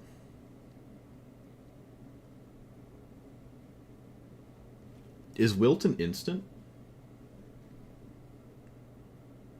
Oh, there's Beastmasters. How many creatures you need? 7. Yeah.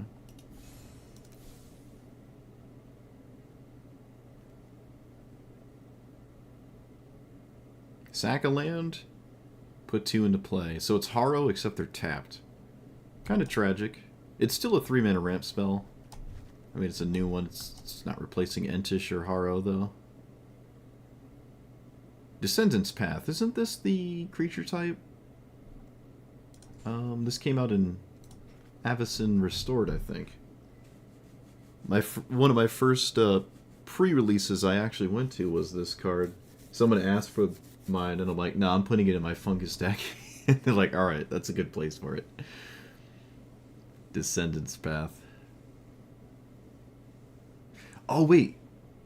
Maybe that was Ascendance. Wait, hold on. If a creature's... No. This is the same card. This is the same card. When this enters Earthbend 2, search for a land. Okay. Target land you control. Okay. Whenever a land enters, if it is 4 or more, put a counter on a creature and it gets trample. So it's like a... Huh. Alright, I mean, yeah, why not? Maybe that's not what we're about. I mean, it's actually an enchantment, so... Power 3 enters draw, wow. So, Garruk's Uprising, except you don't have trample. Heartbeat of Spring. This is the landfall one? Nope. Whenever... Oh, it's the symmetrical one. Okay, nope. Draw a card for each creature you control with indestructible on it. Is that new? Okay, I was about to say that's not new. Yeah, that's the Titus card. Titus.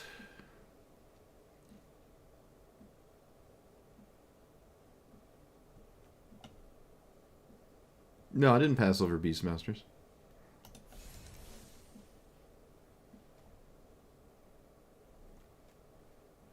I'm liking all this ally stuff.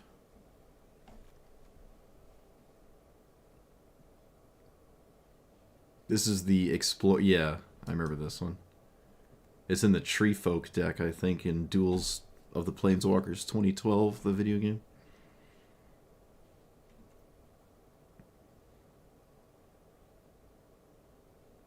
No, that's a lie. It's in the Garruk deck, not Tree Folk. I know my lore.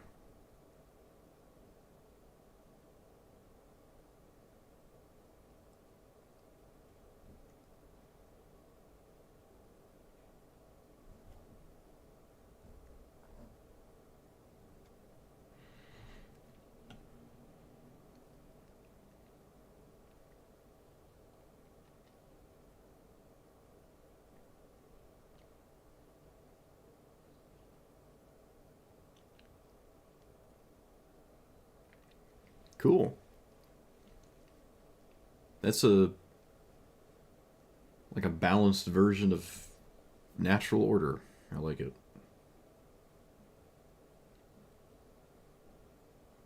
I don't think it had a mobile release, but Duels of the Planeswalker games are what we had before Magic Arena. And then I think the last one was Magic Duels before Magic Arena, and that one was kind of like... Eh. But I don't think the Duels had mobile versions. I never played it in mobile. It was on the Xbox, like the Marketplace on Microsoft Xbox 360. Probably PlayStation, I don't know. I have it for Steam. You can't get it anymore, apparently, on Steam. But if you had it already, you can, like, you keep your game. But they, like, don't sell Duels games on Steam anymore. Probably because it would compete with this... Maybe, I don't know. Obviously, the card pool doesn't change. But there were mods, and I got a lot of mods for one of them, or two of them. I got a lot of mods for the Duels games. It was so fun. Just having a way to play Magic with a computer is just cool, because for some odd reason, we don't have that. It would be really cool to have some kind of single-player experience, like Chandalar, with maybe a lot more balance. Chandalar is not very balanced. But there's mods for Chandalar. Chandalar is one of my favorite games ever, of which I've played very little. The Magic the Gathering version of Slay the Spire, Monsters Train, Balatro even. I would love that. But there's no money in single-player content now, is there? No siree. Not at Wizards. Same with Blizzard, though, to be fair. To be fair, same there.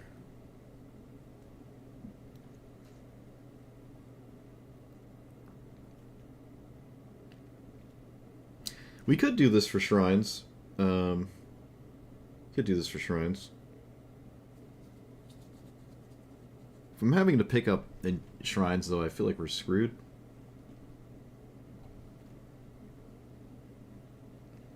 Look for 4 lands. So 2 get milled and 2 go into play. Alright, so it's like another hour of Parmesan. Neat.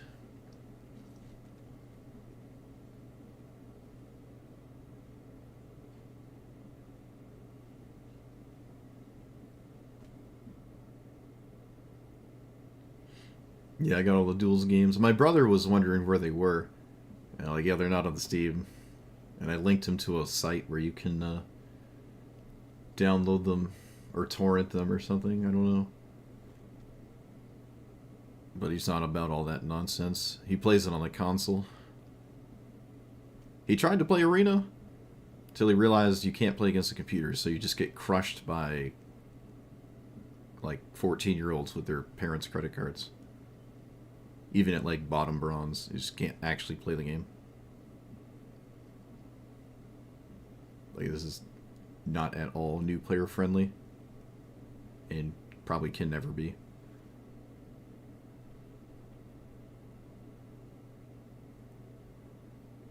Huh, you sack your lands, but then they all tap for 3. Okay. I guess you come out ahead. Otherwise, you wouldn't cast it. Yeah, you do come out ahead with this. It doesn't work with creatures, though. I mean, it's alright. There's already a ton of mana doublers, though.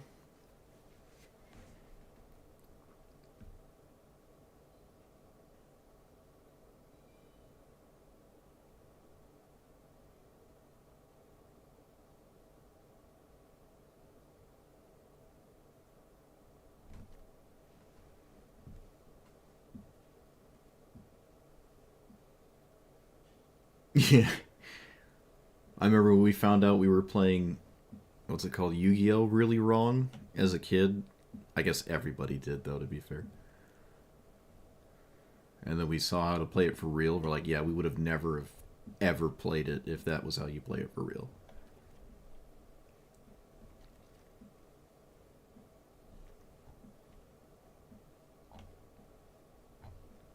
Alright, I finally did it. I looked at every card. I did it. Until, of course, I find out that I did not. Alright. Now let's make the deck. Let's make the deck. What's in here? Probably no Earthbender's Ascension, actually. I'll try Momo's Heist, though. Okay, so all the shrines.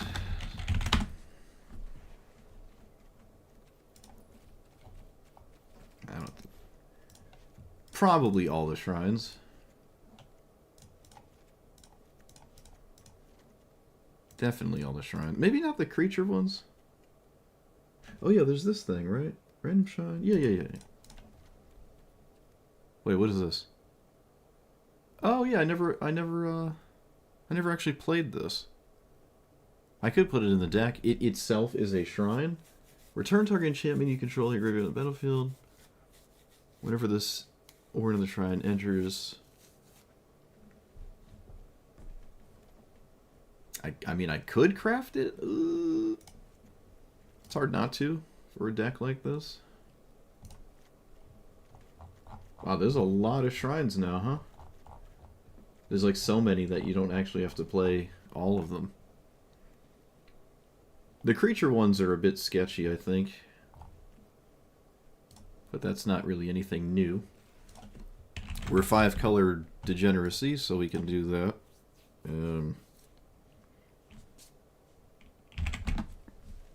Probably the green mana base. I don't... Let's see, what is it? Get to 4. Yeah, it's hard to not play these. Wait, what's this? Oh, we got Carpet of Flowers? This is for islands, right? Yeah, it's for islands. Okay. I know that from Legacy.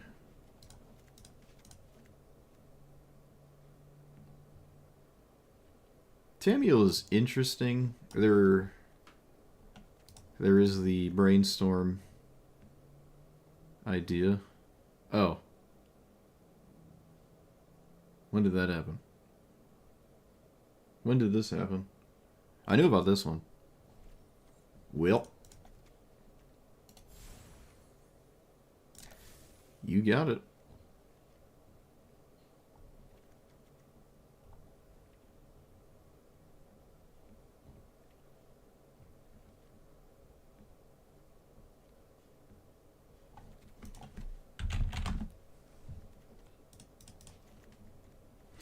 Probably Arcane Signet is a 5-color deck.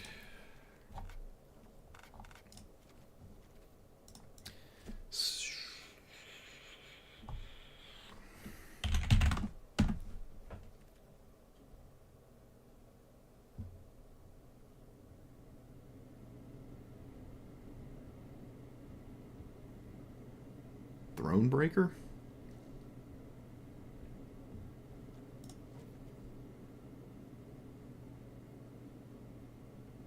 Is that a game? I don't know what Thronebreaker is.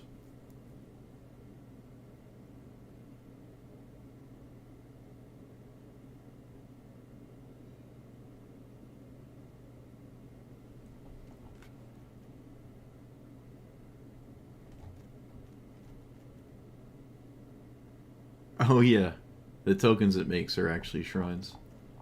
Okay. Oh yeah, the mana base. Correct. Pay, life, search for spaghetti. We're 5-color.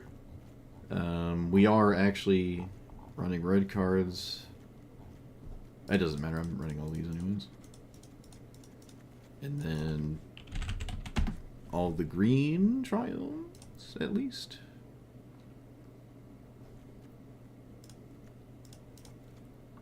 Which I think there are 5 or 6. Each color is represented 6 times, I think. Yeah. No off-color shrine, it's not necessary.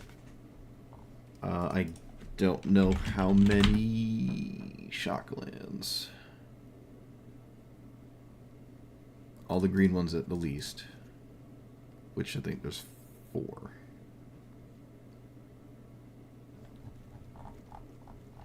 Getting color screwed is not really a big deal or a concern here. Or rather, you don't really have to make it a concern. I think I'll play Rampant Growth. Search, tapped.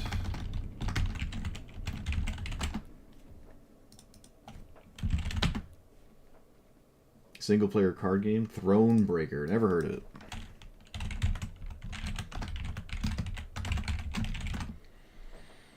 Is it actually a card game? Oh, it is.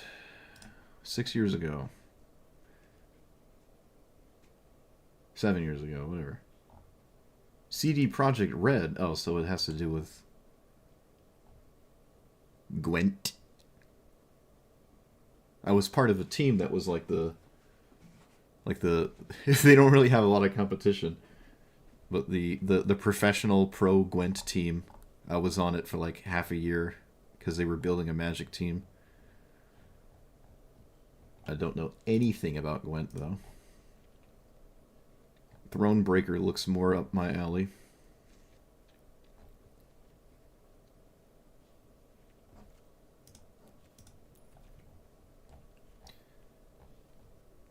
Gemstone Caverns probably.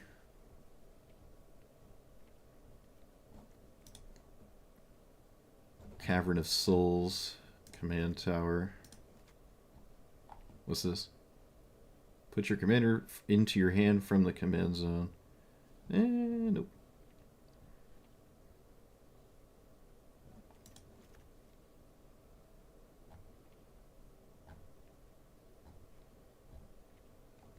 Could go higher with the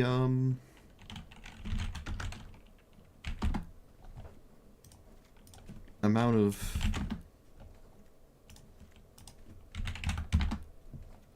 lands, because we have the 4 dumb cards.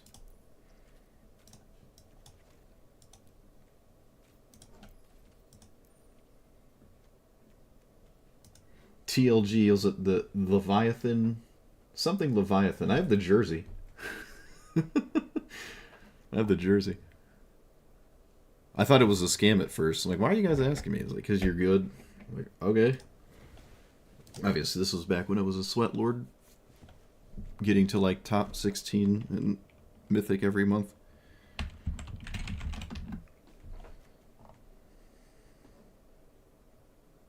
Yeah, Team Leviathan Gaming. I'm still in their Discord.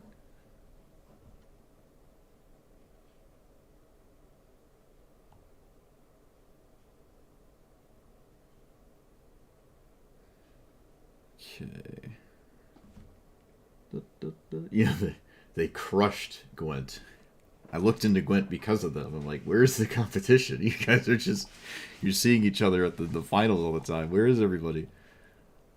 It's like, no wonder it's a dead game. You killed it. You snuffed out the competition. I don't need that many mountains. Honestly, I don't really need 2 mountains. There's no double red. There's not enough blue for Force and Negation. I think that's just not a good idea to play in this deck. There's not enough blue.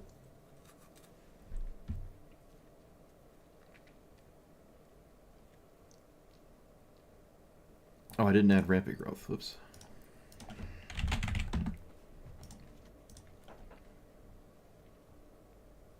Enchantress effects?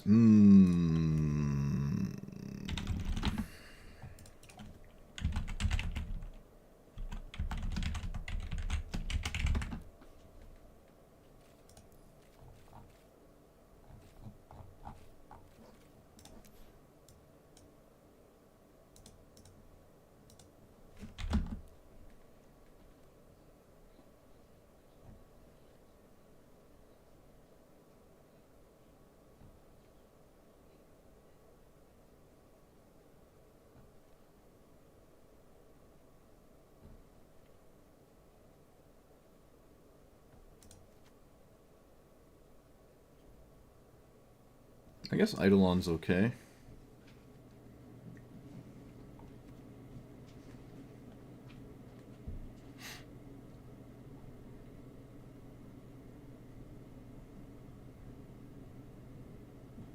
Up the Beanstalk doesn't draw that much, but it replaces itself and can trigger stuff like Scythus, so it's kind of just like a cycling 2-minute spell, kind of.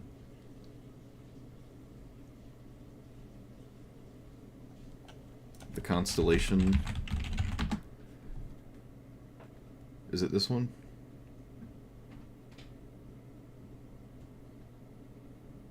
It doesn't go into play, though.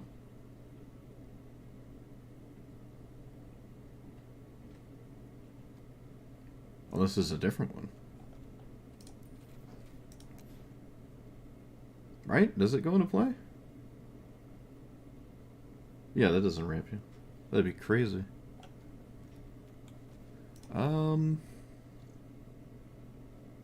What is that Minidort called? It's a 0-2.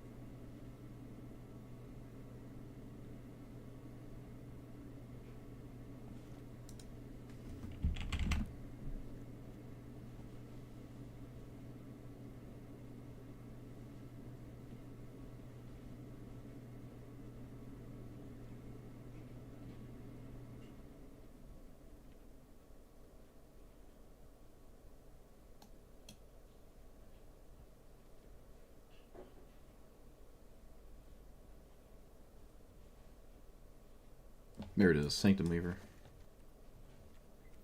Okay, what other good enchantments are there? Actually, I still need the 3 mana slot nonsense in here. World Wagon. World Wagon is crewed by my commander. That is actually quite huge. I don't know if defense... I mean, it's an enchantment, to be fair. I don't know if this makes sense, though. It is an enchantment. What could we find with defense? I'm sure there's something that isn't just Eldrazi. Bloomvein. There's another Cultivate now, I think, right? Didn't we just get one? With Exploration and Burgeoning, this is way more easy to actually cast than it's been for a while, in my opinion. Sphere of Safety. Is that in the... Wait, I thought that was only in the... No, it wasn't. Where did I play this? Artisan. I played it in Artisan. Is it Ghostly Prison? Look. Listen. I'm putting it in, alright? It's about time I made Ghostly Prison. I did it. The Band-Aid's been ripped off. What about Propaganda? We don't have Propaganda. Alright.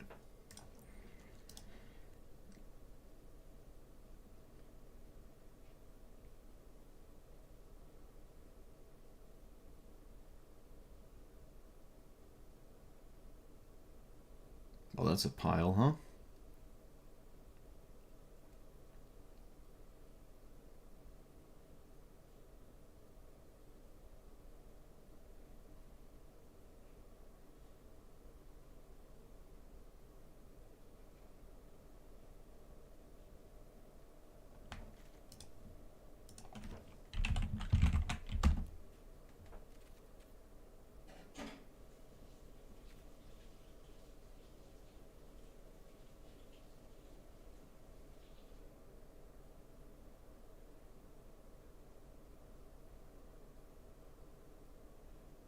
Yeah, Hollowed Mountain's kind of neat. Haunting. There's a different one, though, right? Sigil? It just makes 4/4s? I don't really like that, though, to be fair.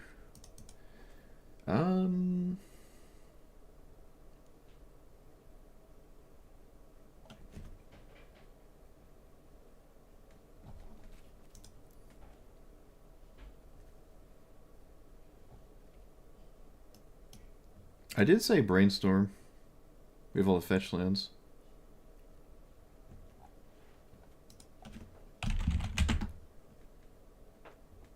Is this playable immediately? Ah, this is a lot better in multiplayer. But it is kind of like the blue Esper Sentinel. On steroids. Yeah, it's a lot better multiplayer, though. Same with Rhystic Study.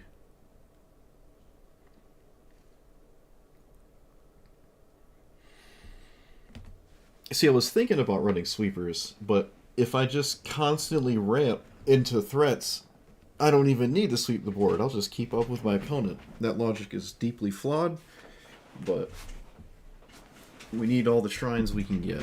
I don't know. Okay, I don't think I like Tamiyo anymore.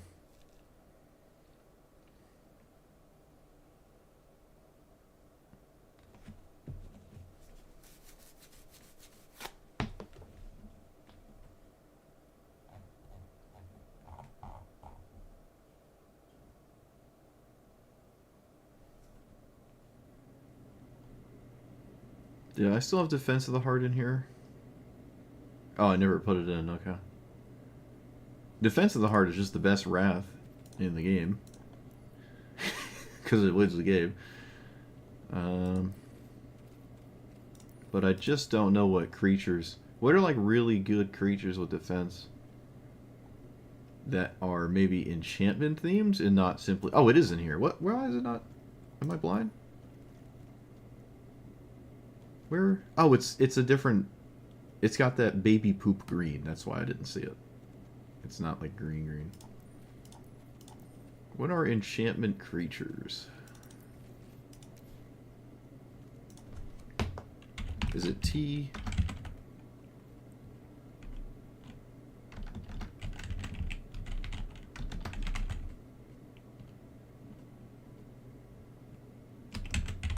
And creature?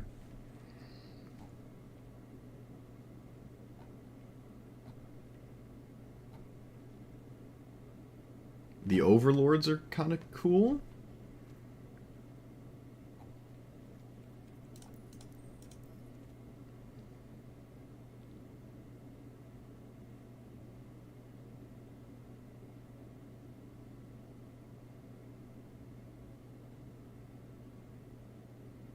Nah, Calyx doesn't work. Mirari's Wake is cool. 5+ lands, that's exactly what you need. What do you mean? That's like the best ever, not the worst ever. Unless, of course, you're not green. Then I suppose it is, in fact, the worst ever. Creature or planeswalker? Okay.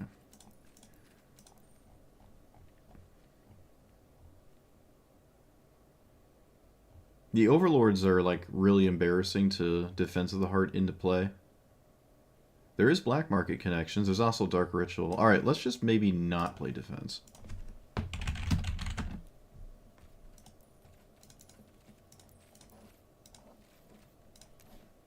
For some reason I thought Dark Ritual was banned for like a nanosecond there. I don't know why. Okay, we've been doing this for a long time, so I actually want to play the game. It's been over 2 hours. I haven't played the game yet. Alright, the new set came out.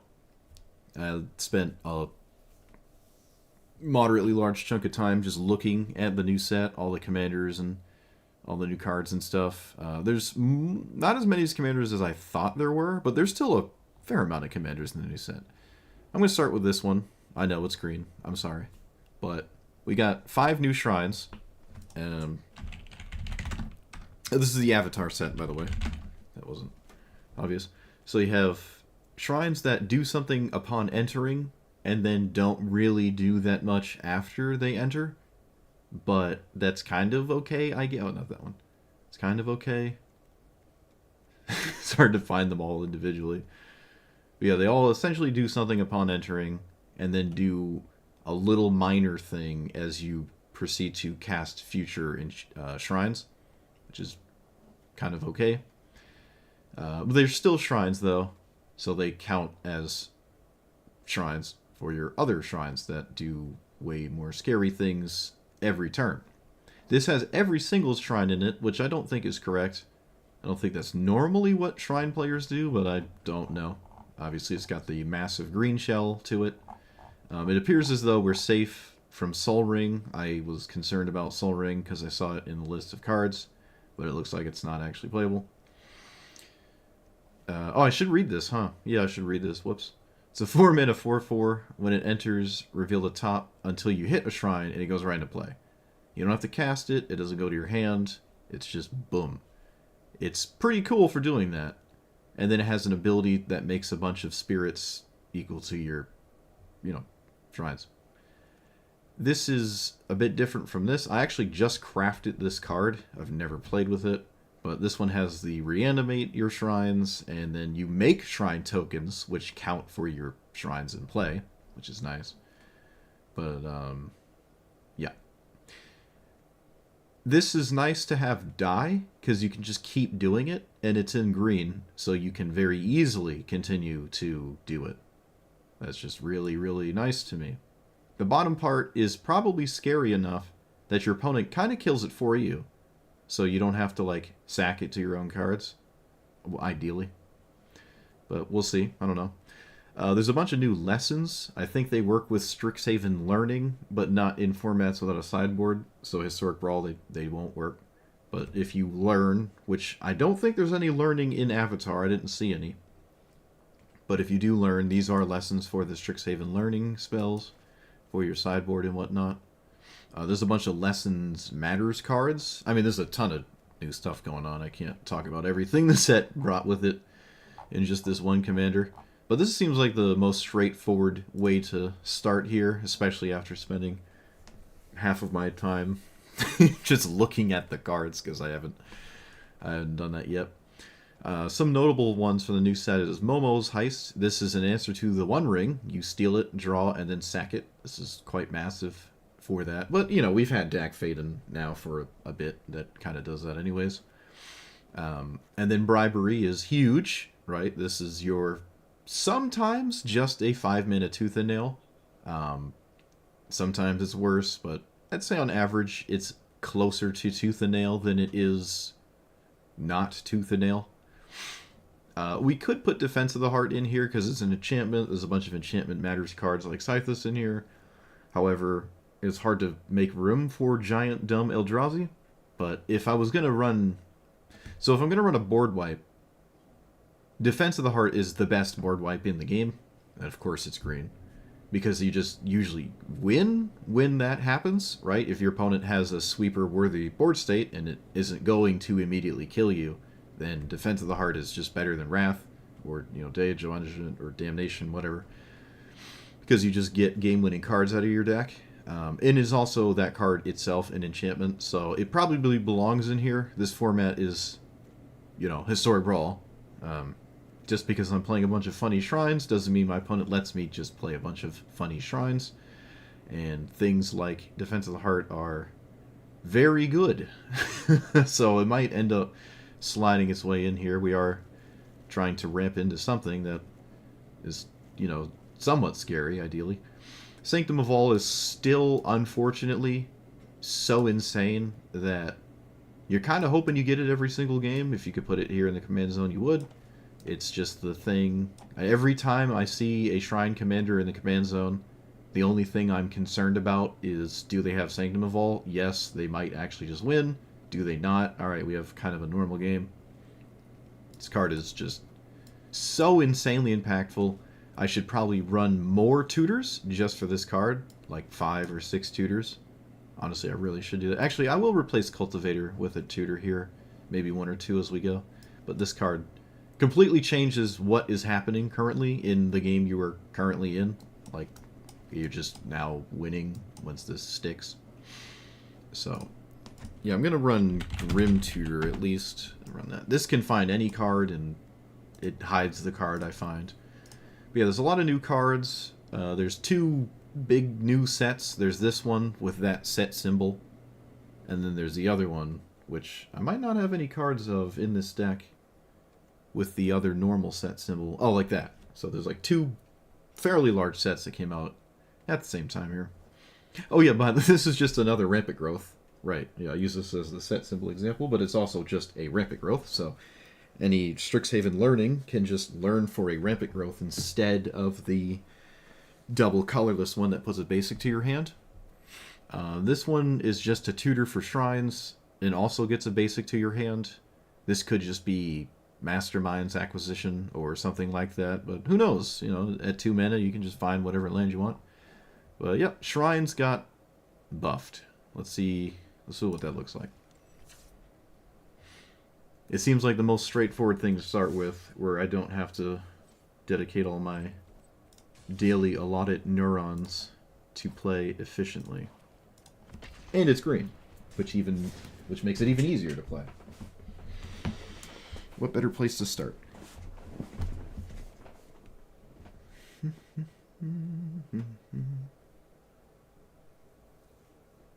Alright, we did it. We're actually playing the game. Now we have to win. Oh, we also have a new pool of opponents, huh? Oh, a bunch of stuff my opponents I'm sure will be trying. I would not want to see the Baral one all day, but that's just the same as seeing Baral all day anyways. Let me check my YouTube channel for a second. YouTube did not upload my last video, and I don't know why. It just got stuck on pending or something. Processing. It looks like it got stuck again. Oh, it didn't. We're good. Okay. I have a YouTube video that just uploaded itself 30 minutes ago. It was supposed to be, not 30 minutes ago, but... You can't play with the tutors. I tried crafting them. You can't craft them. Won't let me.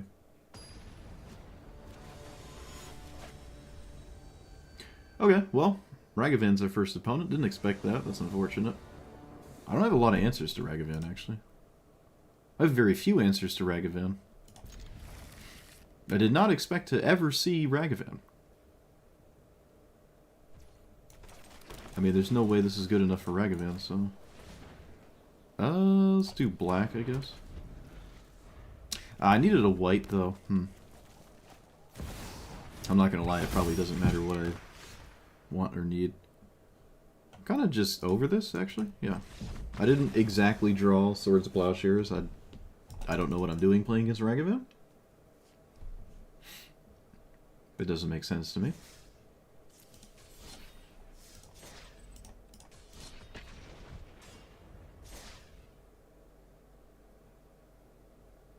Are you playing Historic Brawl?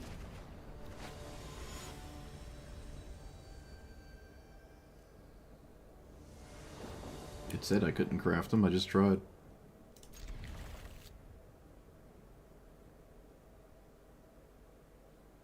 I don't have a really good 3 here.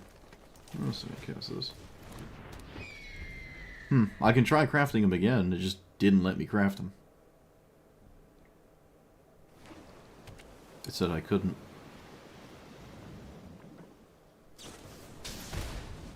Yeah, our opponent has Lightning Bolt, but not us. No, sir. Alright, we have Jund, white, green, so we don't have blue. Oh wow, that's probably one of the better shrines I could have drew right then and there exactly. So I need blue at least with this. Blue... yeah, the Bant one's fine. My opponent's going to have to play the game, otherwise the black shrine is a problem. Blue, whatever. So this is a spot where we lead with Brainstorm and can set up our commander, I guess. Counterspells are unfortunate. Okay, that's just better to do than what I was going to do. That's just better. So... let's lead with Rampant Growth, so I can play around like Mana Leak or something. It doesn't really matter what color I get, Swamp. And then I'll play the Shrine. I don't care if it gets removed, because the black one is something I really want to have in play, and my opponent doesn't know that, so...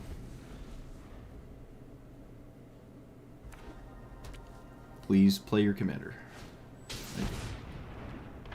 So they can copy spells, which is adorable. We'll see how bad that is for us.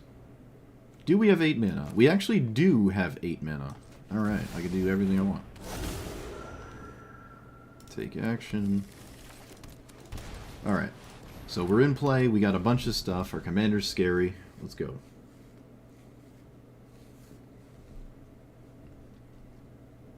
It's actually a 4/4 as well for my opponent's commander, which I'm kind of confident to block here. Okay, never mind. Wait, does that give flying or trample or double strike or... okay.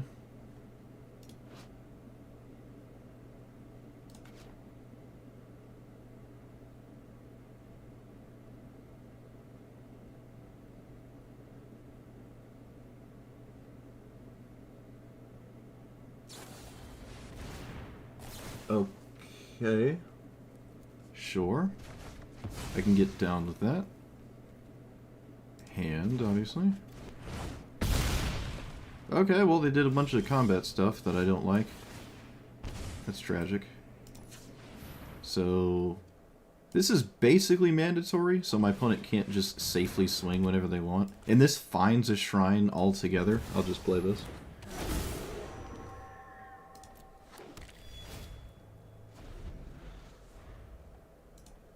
Okay, so they have to pay 1, 2, 3, 4 to swing. You have to pay 4.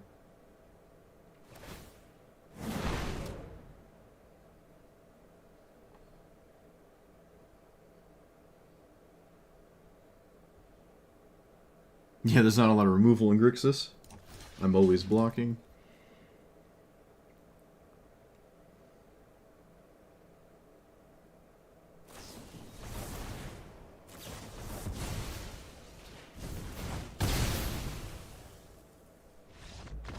Alright.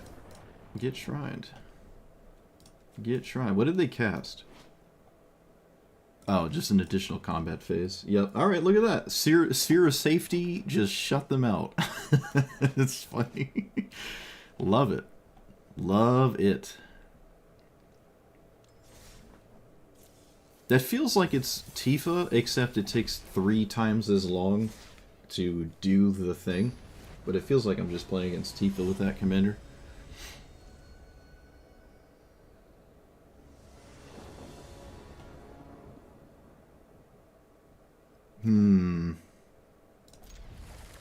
Okay, I guess. Chromatic Star, sure. Could have led with Exploration. It's kind of the same, no matter what, to be 100% honestly. Green, Exploration. Let's cast... I guess this.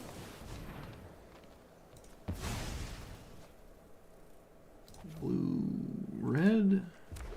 Because my opponent has Urborg, so I have all my colors without needing to play a black source.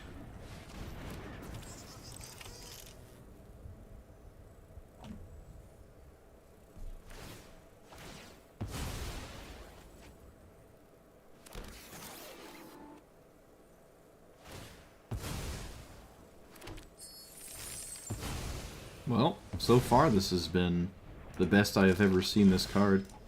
Ever. That's pretty interesting. Let's do this. Let's do that.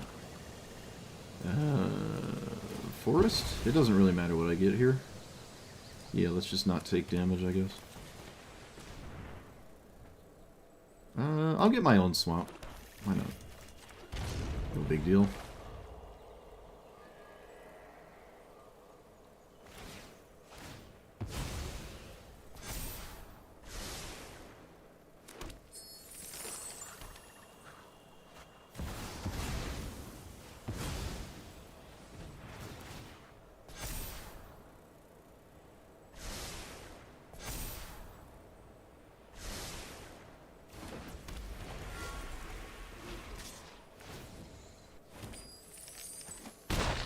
Do these fly? Nope.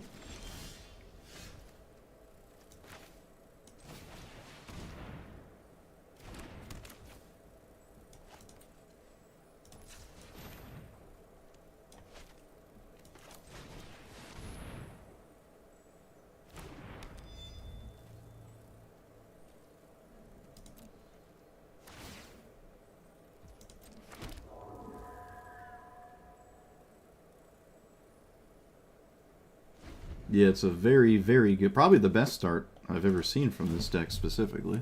So, let's see, do they have it all to top it off and just win with some weird spell?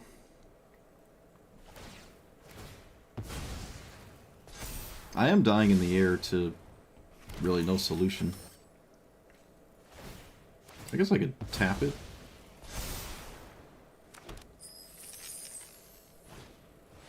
Yeah, okay. Ruinous Ultimatum in your Jan deck, that makes sense. Alright, you got it.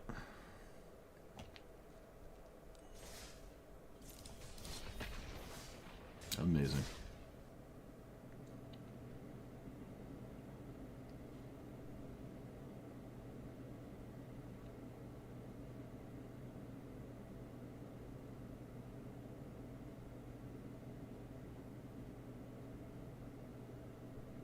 If my opponent drew like that every game, they would probably be in bracket 5.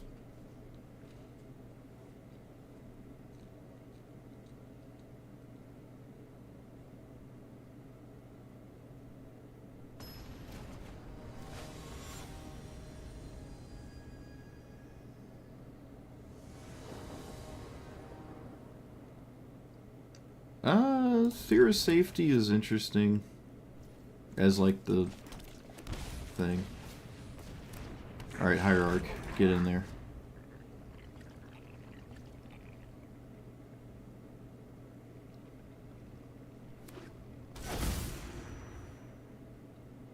People have done a good job at killing my 1-drop today as well, so far.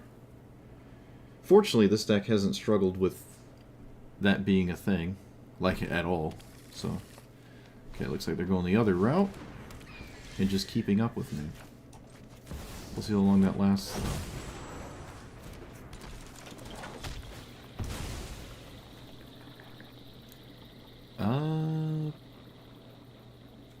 Bant? Nope. This one.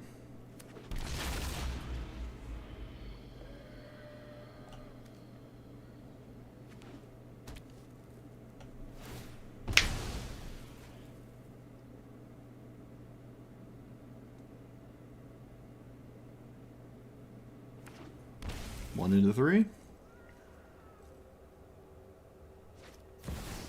Oh, not quite.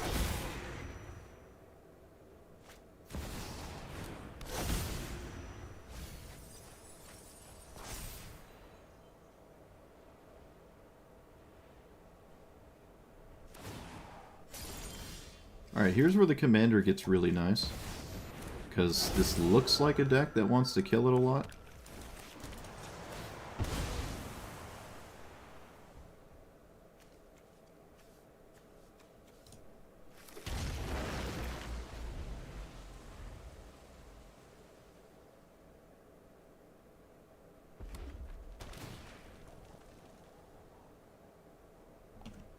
Like, I'll just block the Nether Void if they swing.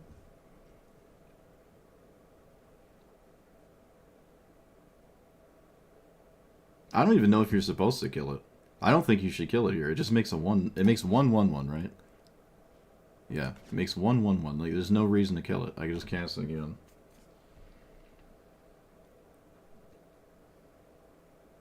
Is it a shrine itself? No, it's a bear spirit.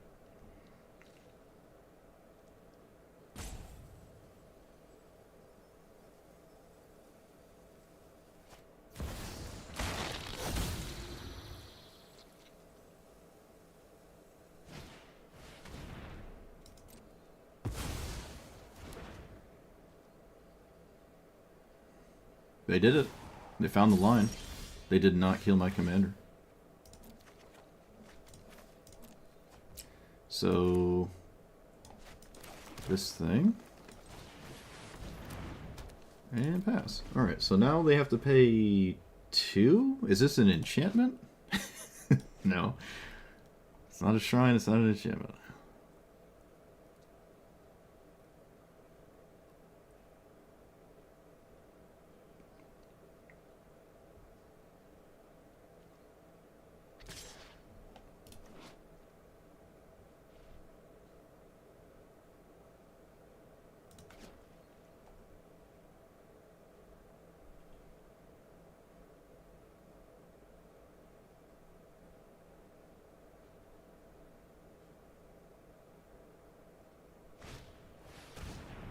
Okay.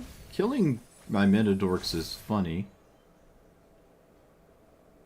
But I don't know if it's a long-term solution. They chose to do that instead of play their commander.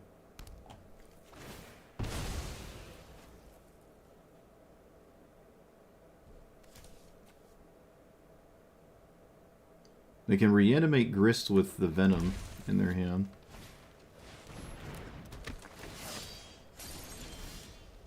Alright, we need to draw something here. That is kind of something. Okay, it panned out to be nothing.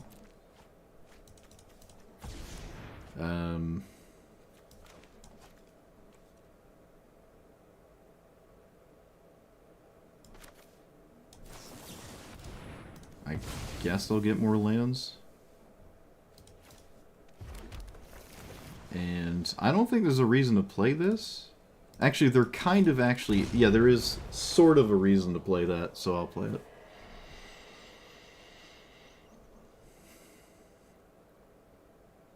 I need to draw something.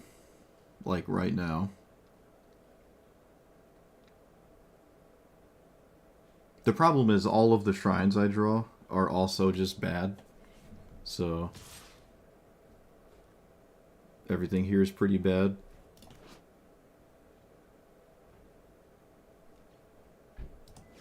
I guess I'm blocking? They're giving me a shrine this way, which at this point I would just probably do the same thing. I'm clearly as far behind as I'm going to get, So you might as well do this.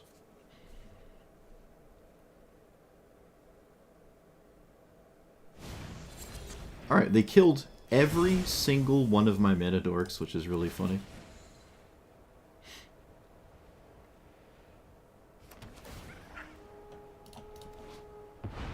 And they can exile my graveyard, which doesn't really matter. Oh, wait. Grist has naturalized spam. Alright, so maybe the game's over. Okay, they flipped Grist. Game's over. Boring. Opponent has their one of card in their entire deck that naturalizes more than once. Game is over.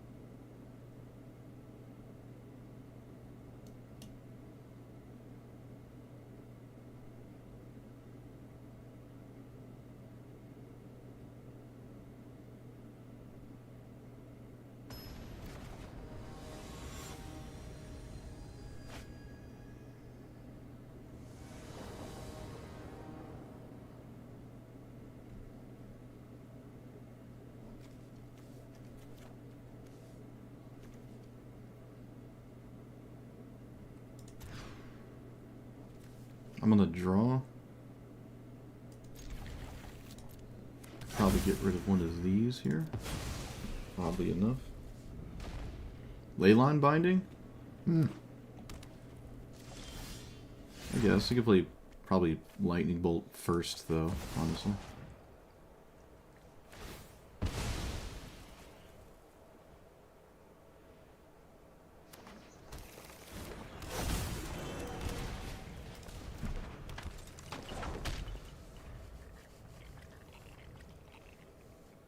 "28 lands in the Jumpstart list." Eh?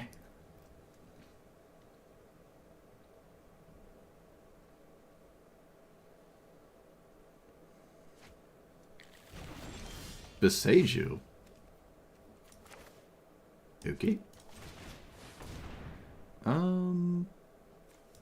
Green, black. Let's get red? Alright.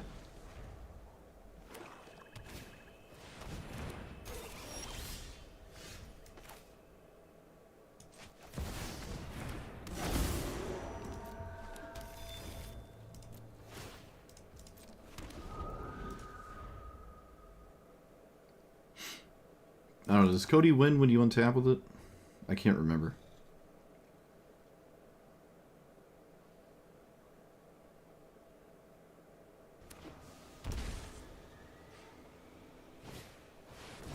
I guess I'll take that as a yes.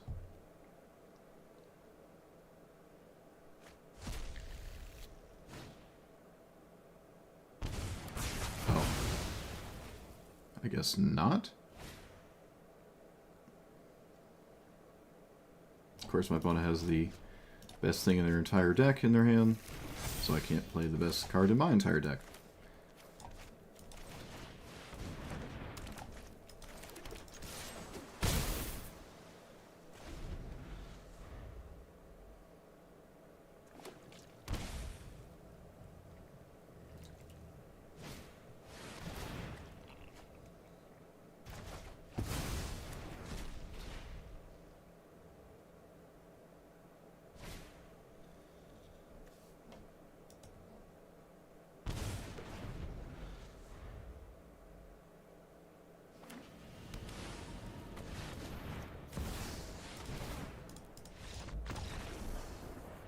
Very enjoyable game.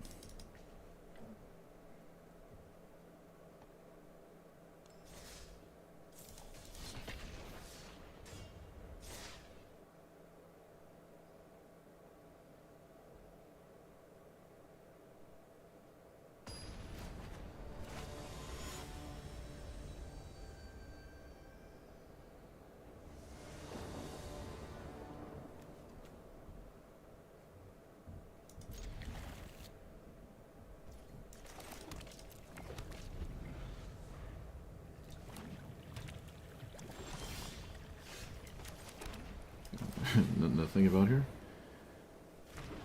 I do not have black mana if this dies, but I still have a play, so it's not the end of the world.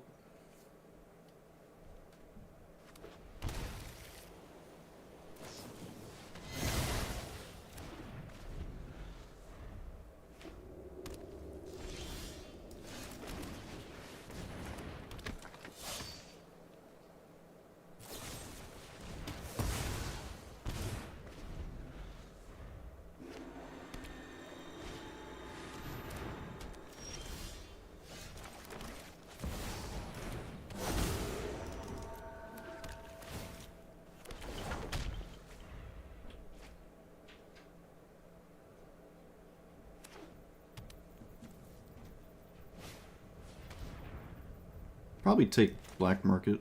You don't want me lowering my life total because you're... Oh, never mind.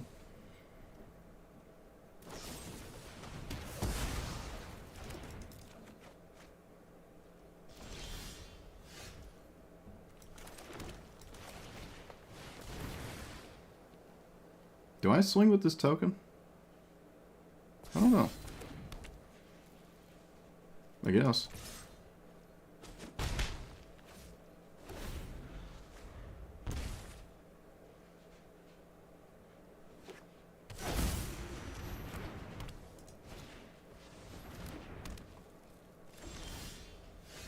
I draw literally nothing, of course.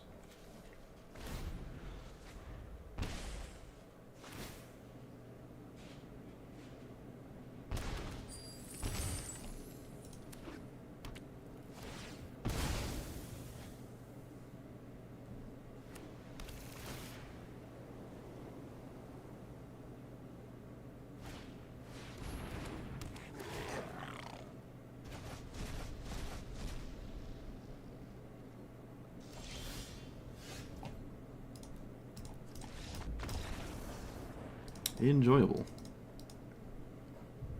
Well, shrines are god-awful, but I guess that's not news to anybody.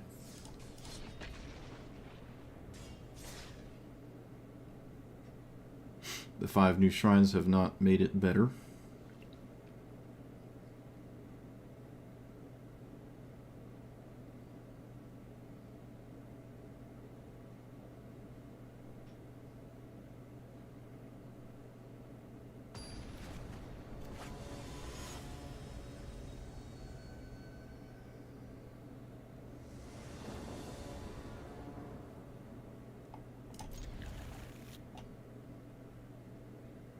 I'm on the play.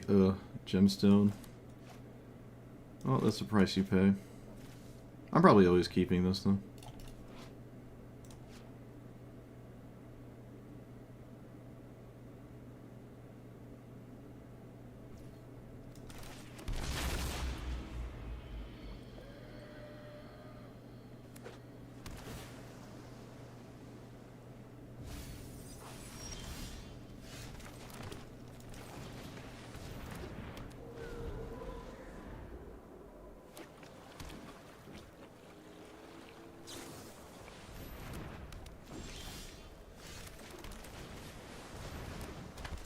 I just drew another Scythus. That's funny.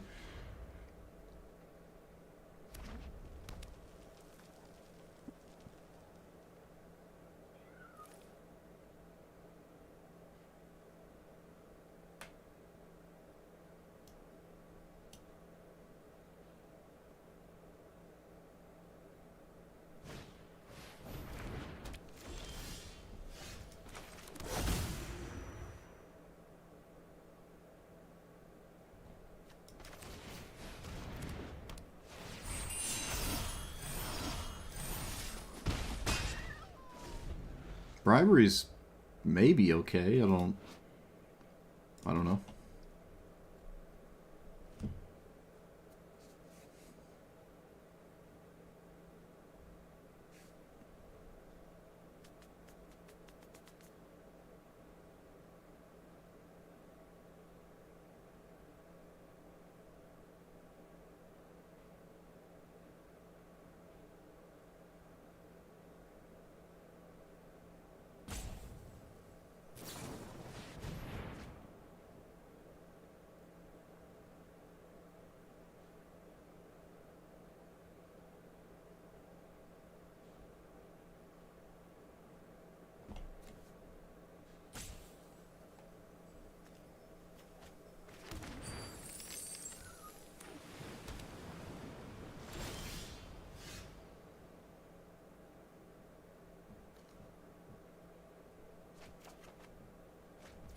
Brainstorm.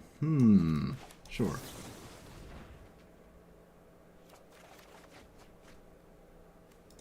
Let's get rid of these two? No, let's get rid of the creature one.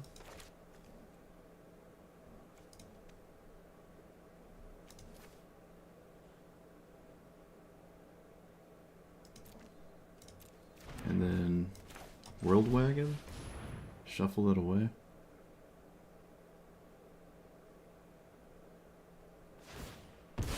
Or not. It's not an enchantment or a shrine or anything, so... Okay, I mean, I guess I'll take it. Did I stack these right? Yeah, I stacked them fine. Actually, I don't think it matters really how I stack them. What did they... Oh yeah, what did they discard? A land? Okay. Another Frogify. Exciting. Alright, let's see if Bribery wins. I haven't cast it yet, so... Bloop. Do I win? Your deck has 2 creatures in it. Amazing.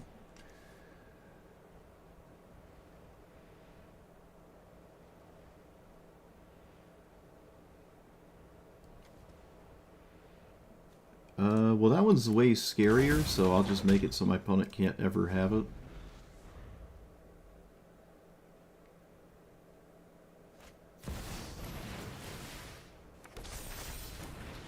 It's equal to power?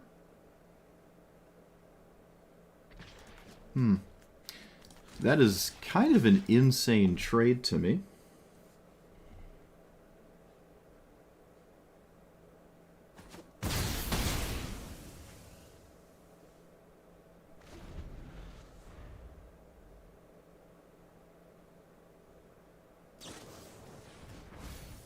Oh, they got rid of the land on top for the Brainstorm. I don't know if they were paying attention to that or not.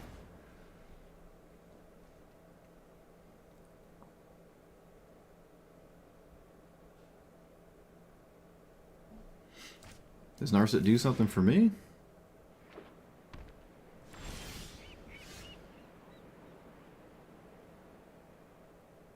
Yeah, it does.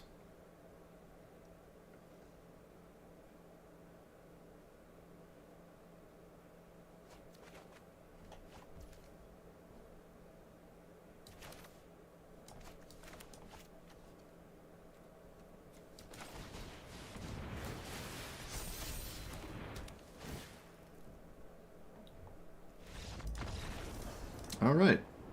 I don't know why they left me with this, but I just have it now. It's swinging at 4, so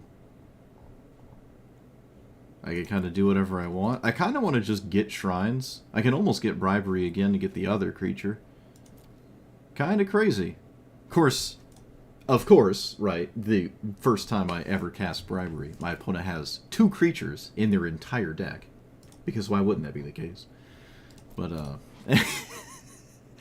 regardless, I mean, this is kind of like Monastery Swift... Oh, wait, isn't it exactly like Monastery Swiftspear? Yeah, it's just a Jeskai Monastery Swiftspear. Okay.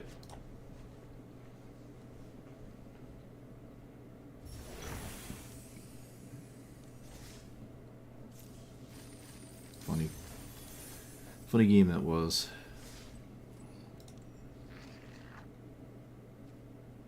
Oh, these are sweet.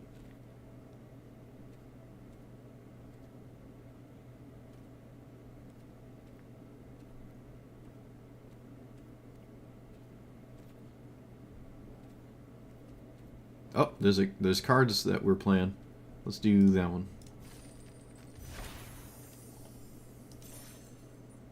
Literal upgrade.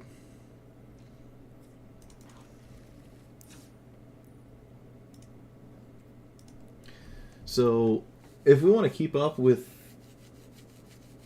worse Monastery Mentor, I don't agree with it at all. It's got blue in it. If I want to keep up with the format, I kind of need better cards. Otherwise, I'm just going to get trampled. So, Momo's Heist is not... I think it might just be too specific. Maybe more of a Dak Faden thing. I could literally play Dak Faden if I wanted to. I could play Golos. Golos isn't awful here. It's not bad. I don't think it's the first thing to go to. Maybe no Grim Tutor, because Double Black is something I would somewhat like to avoid. It's not impossible to do. It's actually fairly easy to just have 2 black every game. I don't know, what does Scythus play that's good? I mean, if it's an enchantment, it doesn't matter. It's just enchantments. I just think defense is something I want. I just have to find defense cards. There's no Crater Hoof here.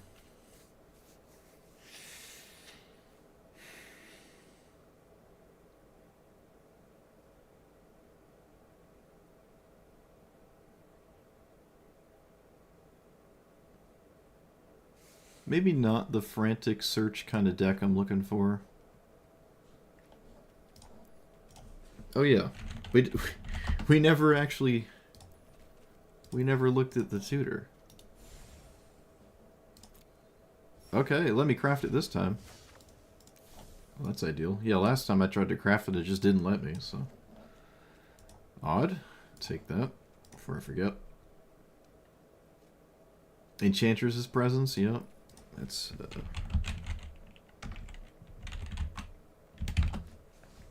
that certainly is it.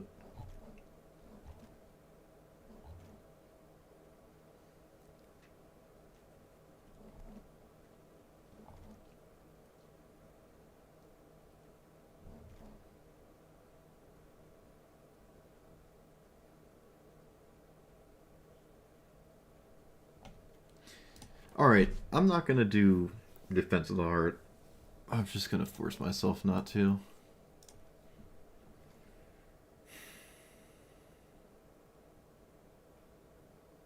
I don't think I struggle to recast my commander, so I'm not worried about it getting reanimated.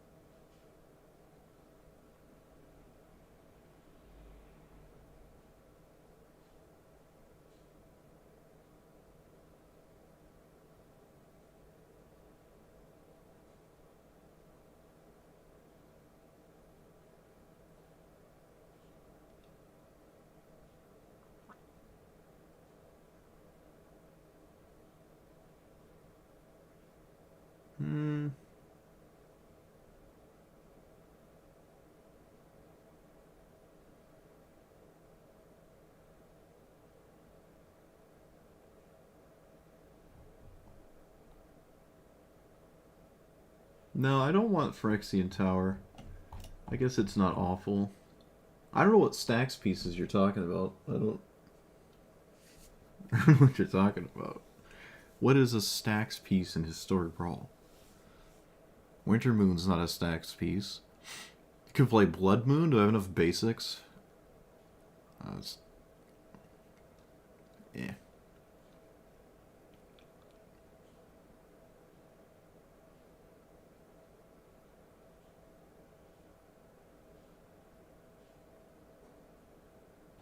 Screw it. I'm just gonna play more. It's already been 3 hours. Time is not infinite. Screw it. Send it. Full send. Authority doesn't stop anything that has killed me because I have never really gotten hit by anything with haste. Deafening Silence, I can't really say matters. It doesn't stop counter spells. People can play 1 spell a turn, and they most of the part do anyways. I'm just not shutting down anything useful playing those cards. And they're also cards I'm playing now, which means the rest of my deck is worse.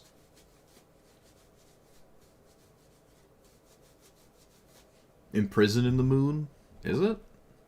just turns it into a land? I guess that's pretty bad. I don't know. It's not the worst thing. It's certainly no house meld. Although they're about the same, honestly. There's control magic. You can just like steal something. I suppose. Well, you certainly can't steal a server rack. This is actually the commander to have stacks pieces. This is that's funny. Deafening Silence would do something here. Oh, wait a minute, not Deafening Silence would be the other one. They don't care about Deafening Silence. What does that do? I don't even know. Do I? No, I'm always playing this. I don't have 3 mana anyways to use with this card, so. I mean, if I don't draw land soon, I think it's all over anyways.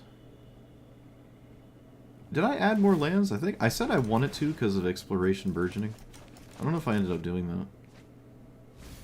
I can't remember.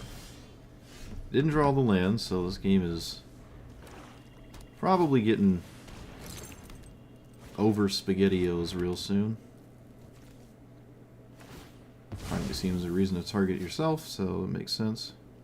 But it doesn't matter if you target me.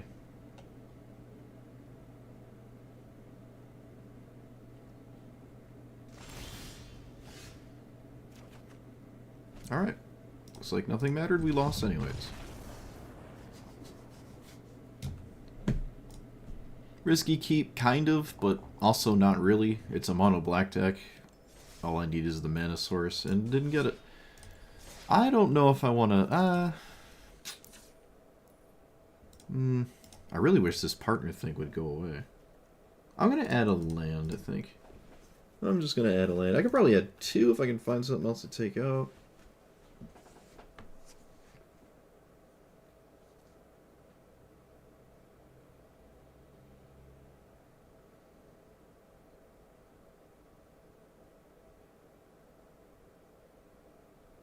Let's...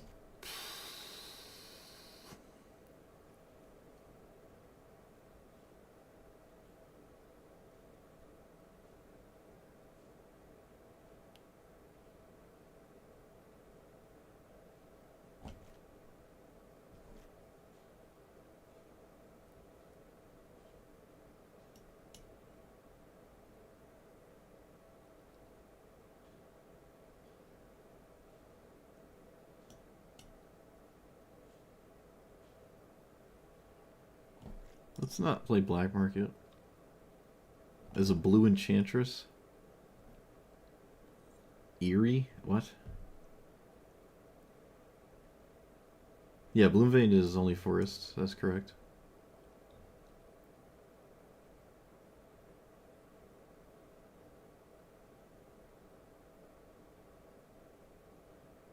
Well, I found my land.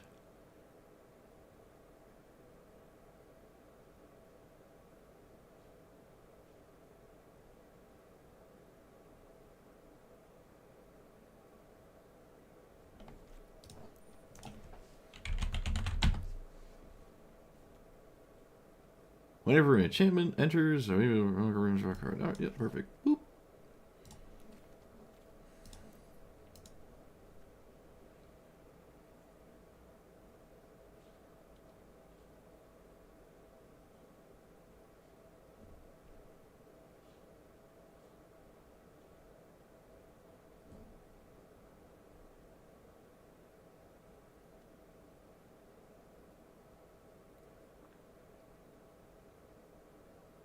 Man.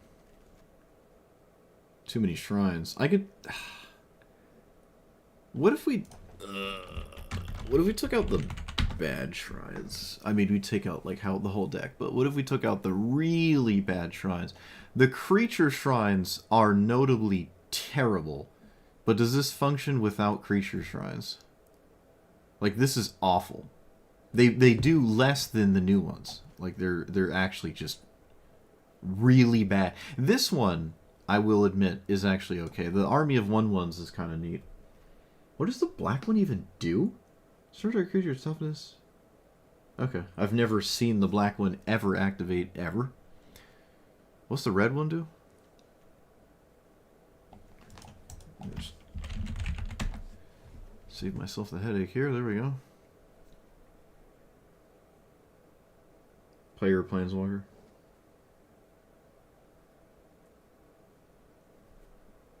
Okay. I'm gonna shave the notably awful ones here. Keep maybe these two. I like these two. Kinda. Actually, with Defense of the Heart, you can just get 2 shrines if they're creatures. It's not a game-winning Defense of the Heart, but it's doing that thing. It also makes this hit better ones on average, taking out bad ones. But that's not reliable regardless. It's not something to really be concerned about. Chain of the Rocks is kind of hard to get away with. I could full stop run another land. I'm not against that here. I think I am interested in more lands. Again, with the 4 hand enters play land cards, having like 45 lands is completely fine. I could ironically run Boseiju. Why not? You just slide that in here. Probably should have ran it anyways. Shake out a forest. Never Clifftop Retreat. World Tree? This hardly seems relevant. By the time I have, what is it, 6 lands? Yeah, 6 lands, and I somehow don't have my colors in those 6 lands. I don't know what that game looks like. So this isn't necessary. It's just like a mono-colored tap land, which are the kind of worst tap lands. Oh, tap lands in general are pretty bad. I don't think I have too many tap lands, right? No, I don't. I could just slide in another Triome that's not green. It's not really a big deal, though. What's the next best Triome? It's so up in the air, it doesn't matter. Mardu or Jeskai?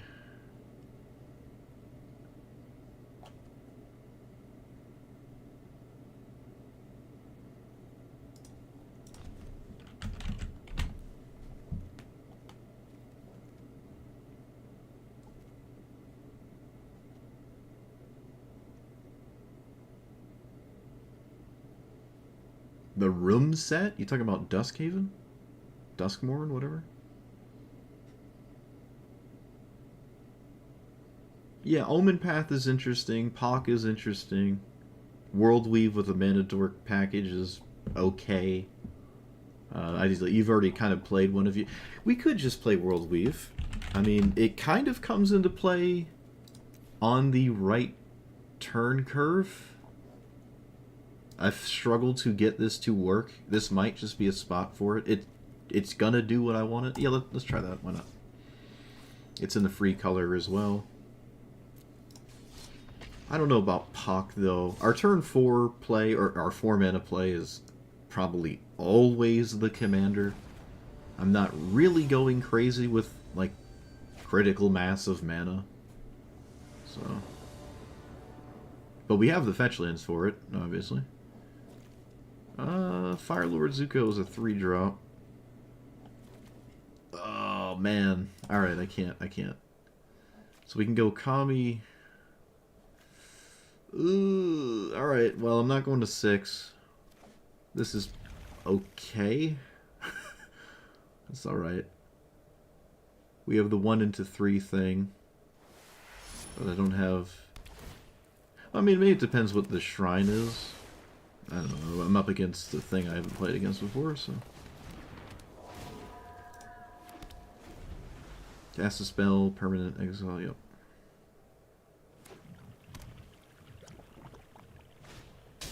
Yeah, there might be some interesting rooms, I guess. But unless it's like a really definitive Enchantments Matters card, I'm not super excited about it. Also, we can just safely get basics here. It doesn't get really blown out for that.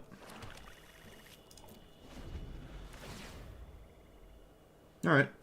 We are at the point where we can cast our commander probably every turn for the rest of the game. Assuming it dies. I will probably crew the World Wagon. Most likely. Okay, they... Wait a minute, is this on enters? It is. Does that cause an issue? No, it doesn't. Let's get random surveil. I mean, excuse me, random triumph. They can't kill it before I crew. Fortunately. Oh, sweet. Look at that. We got the one with stuff on it. Alright, we got the Guild Summit equivalent to shrines. Alright, we're getting in there. Don't you dare. Oh, they're gonna kill it. Alright, at least they didn't kill my commander, I guess. There's an argument to not crewing because my opponent did nothing. And it would just make it so their mana is inefficiently used. But that doesn't... It's okay to just play the game still. Like, your opponent's gonna cast their spells and things are still going to happen. Like, they would just kill my... Wait, what? Alright, of all the ways to deal with that card, that is not really the best one. It just triggered anyways, which is all I wanted it to do. Felia can flicker none of my permanents. Ever, really. I don't think. What does Felia even do with this? Feels like it doesn't do too much with that card specifically, so...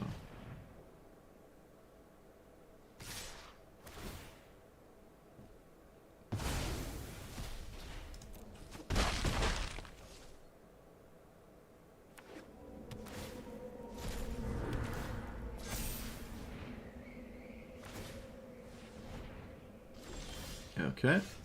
Let's play you.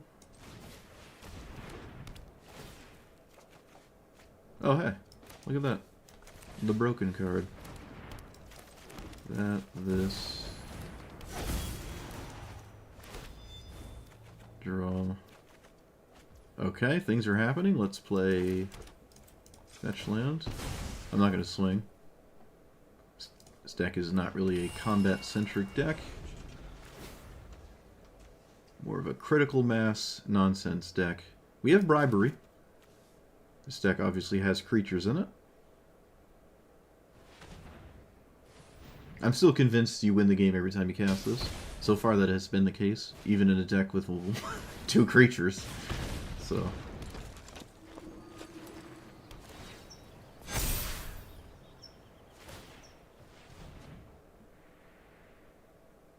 Can they swing? Yes. How so?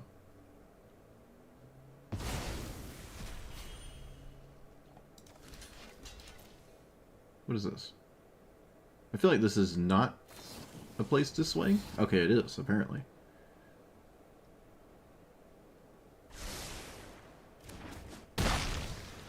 Fair enough.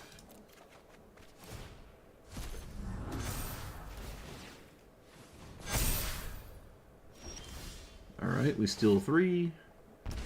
Or 4, excuse me. Because of Shrine Token. And then... I'm gonna just see if this wins. Grenzo is hilarious. I can't take Witch Enchanter. It looks like it does not just win. Okay, we'll take that. Wipe that out. Otherwise, they obviously flicker the card I steal, and... Well, we're upset when that happens, aren't we? Should have probably played this first, actually. Yeah. In case I hit a enchantment creature of some kind. Turn enchantment. Okay. This is flash, right? I'm not tripping.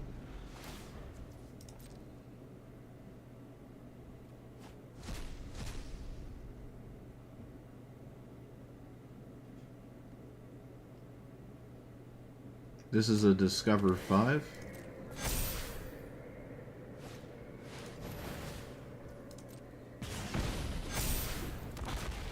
I mean, none of this has trample. Oh no, they have trample now. They found trample.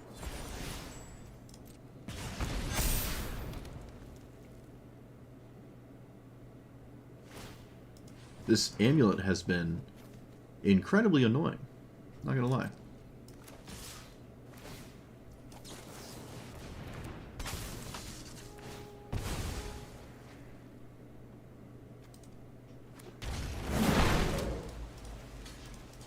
Really no reason to take you on that nonsense. Let's just block.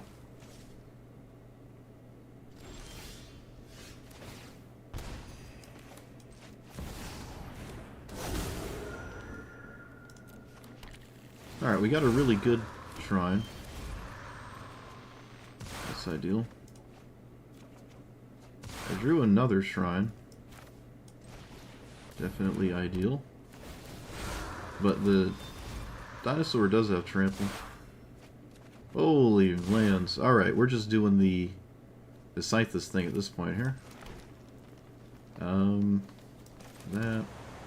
I kind of want to cast World Weave, but I also don't like most of the cards in my hand that much. Maybe get rid of it. Some of these here. Let's get a Plains, cast this. There's no tricks in here. There's no reason to just hold up mana, just cast my cards. And again, there's no attack. All I have to do is not die to giant nonsensical trample. But if I untap, I effectively just win. I have too many shrines here. Yeah, it's almost 100% to win next turn, so... Quintarius can discover up to 4. Let's see what that does. Okay, well that's another reason not to swing, I guess.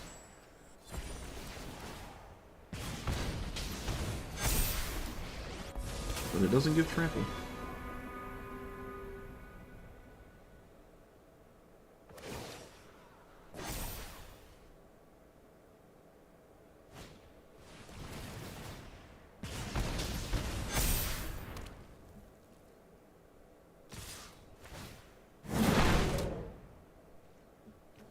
So, here, and then 4, 5, 6, 7, 8, 9.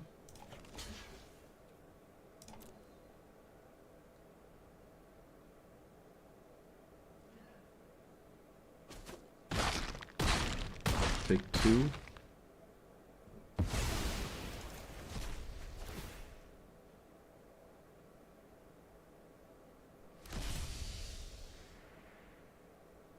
I think it's too risky to not jump block these.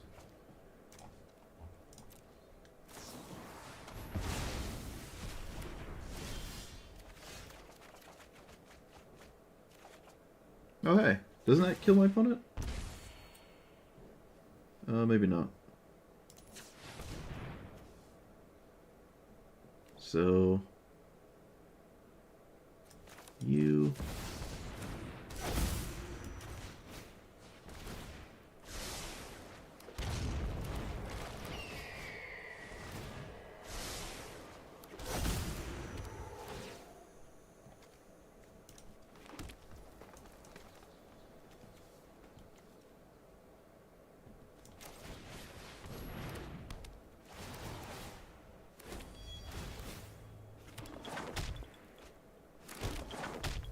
Casual look at 15 cards.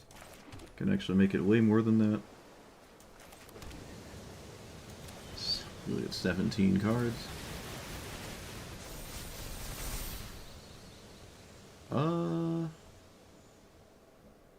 I guess this?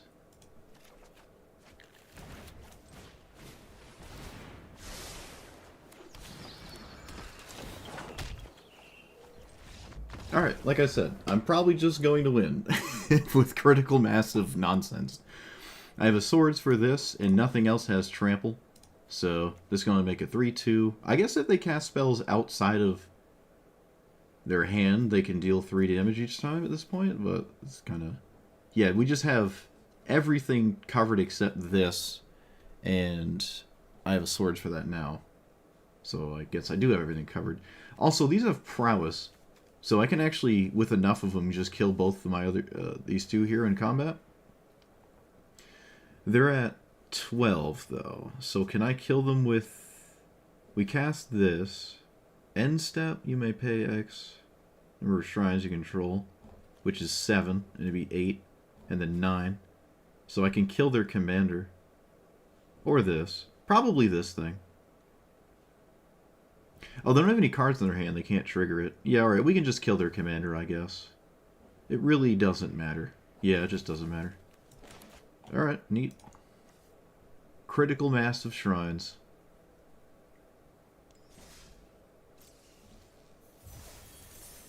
What happened that game? I feel like the beginning of that game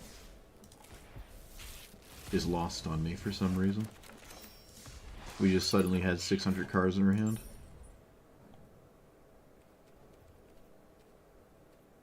Ah, look at these.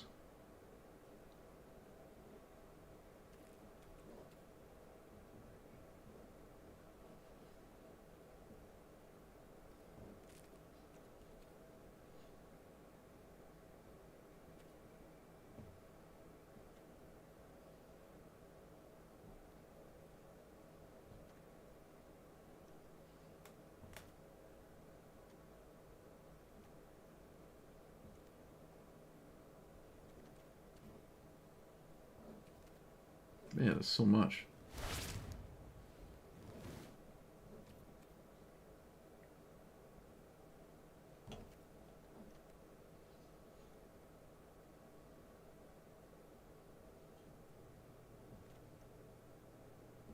Wait, did I maybe didn't read this.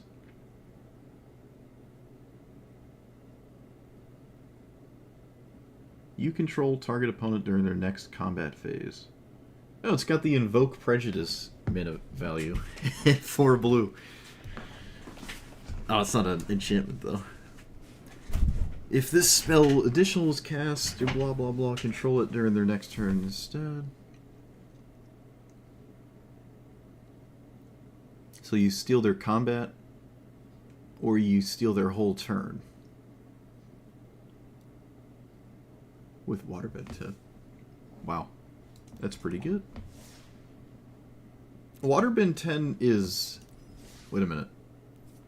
I gotta read Waterbending again. Oh, it might not tell me what it does there. Oh, it does. So you don't tap for the cost of the spell. You have to tap 10 things. Okay, that's kind of just impossible, it feels. That's a little rough. It's not like your 3 drop counts for 3 of the 10 or something. Maybe it would just be too easy at that point. Oh, it's kind of a cool card. Controlling your opponent's combat, though, in a deck that wants to play that card is not that exciting. You just probably skip their combat, and you're just curious as to why you didn't cast Sleep instead or something.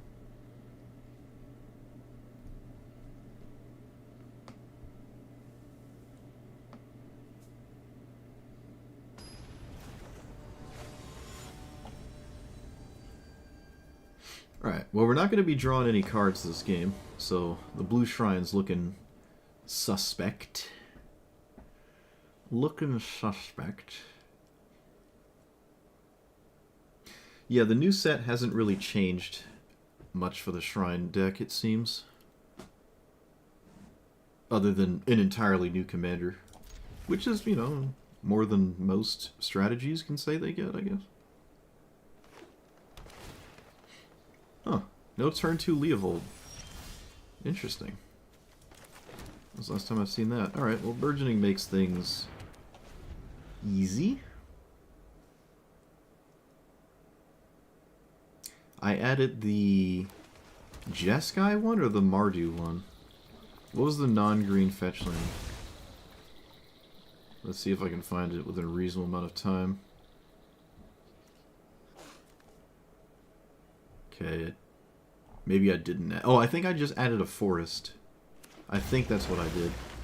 And we added the enchantment thing instead of a, whatchamacallit. Alright, because things are the way they are, we shall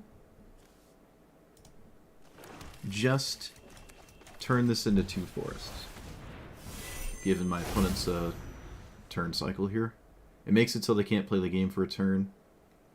Like for a counter spell. or something.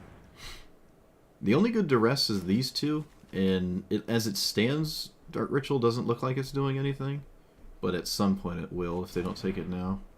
But yeah, taking this impacts me immediately, obviously. Still living up that double blue card. Okay. Let's play you. I'm not playing into that double blue card. I literally refuse. Okay. If it's wash away, you got me. If it's wash away, you got me.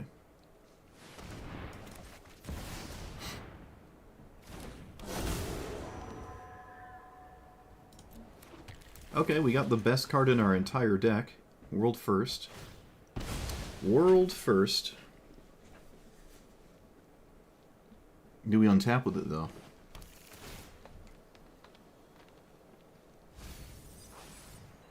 Opponent doesn't want Toxic Deluge. Is that a good or bad thing?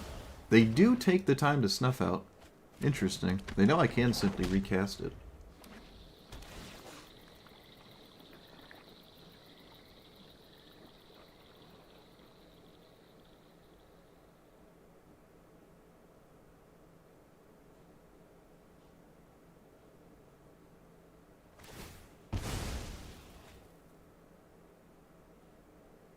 I basically win if I untap with it.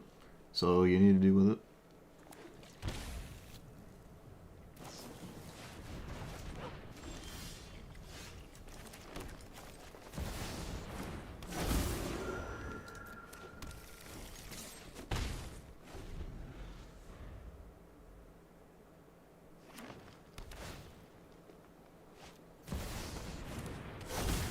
Alright.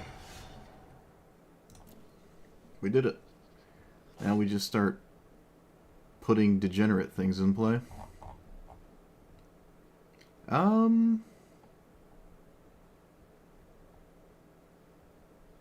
Let's put in you. This feels annoying for my opponent to deal with, so.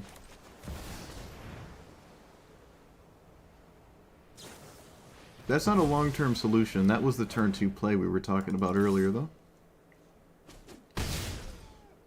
They draw 6 or 7 and we draw 1. With this memory here. But they tap out and we still have Sanctum. I think we draw 1, right? Yeah. Oh, it's not 0.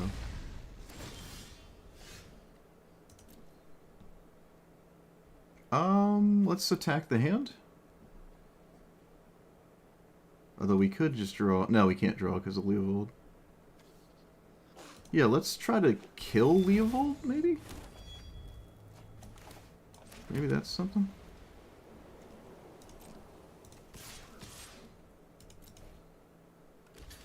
Okay, they just killed it themselves, so I don't have my enchantment to kill it.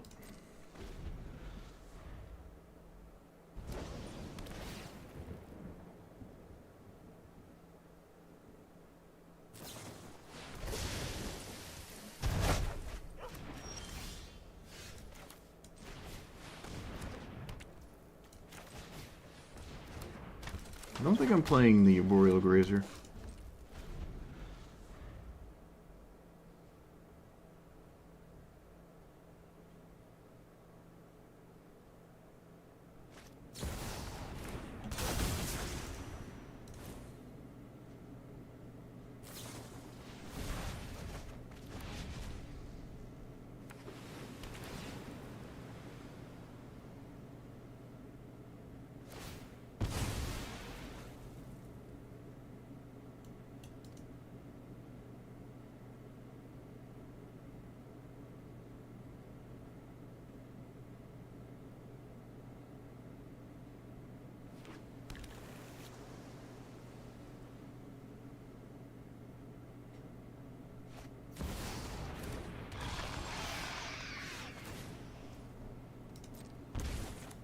So,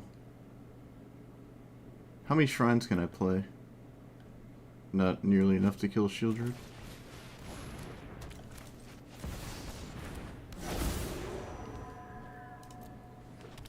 Well, that kind of helps. That can go face? Yeah. It almost just presents immediate lethal, so... Could be spooky. That doesn't let them swing at me. So... That's what we want to see as a removal spell.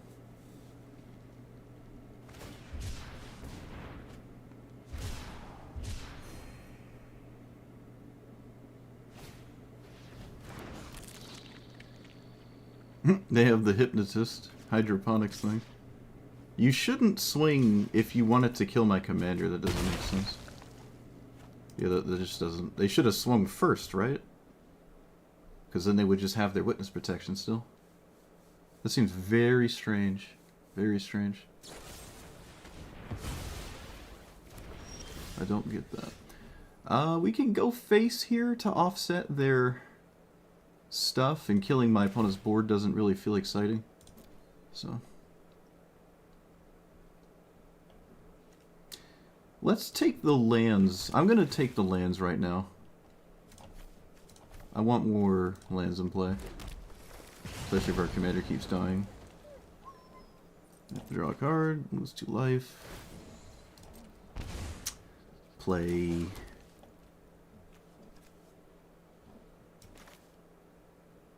I will play this. I will play this.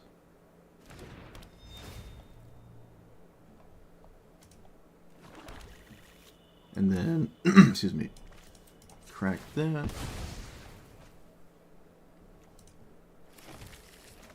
Play that.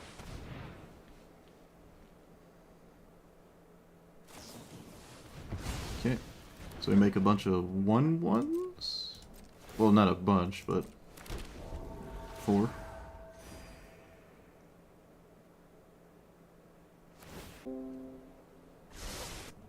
OBS is yelling at me, and I don't know why. Alright, we did it.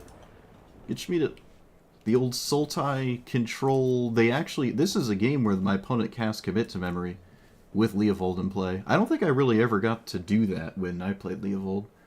But as you can see, when you do the best thing you can do in this, it's still sometimes just not good enough. This commander does struggle a bit.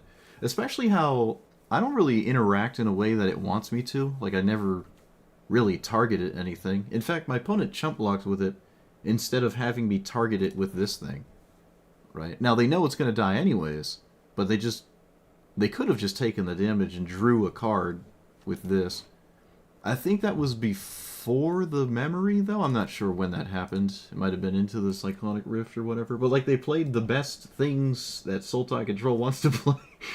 And it just wasn't good enough. 1-for-1 reaction will fall behind when you have the 5-mana Door to Nothingness Shrine in play. They never cleanly answered it. We also respected that counterspell window. Like my opponent's turn 2. Yeah. We just basically denied them the ability to have a very efficient turn 2 with no counterspell. And there is a cascading ripple effect from that happening. But without Leovold in play, I can, I suppose, get the draw a card shrines, but they can eventually just get stopped. With this, though, not necessarily. Maybe we get Sanctum of Stonefangs next, and just start sending a lot of damage face, right, between the black and red one. Yeah, we could probably just get close to killing our opponent here. I could have maybe went for this slightly earlier, but fortunately we never got mana screwed or choked out of being able to cast anything. Look at all these basics. Oh, that's great. Look at all of these basics. That is amazing. Alright. Very well.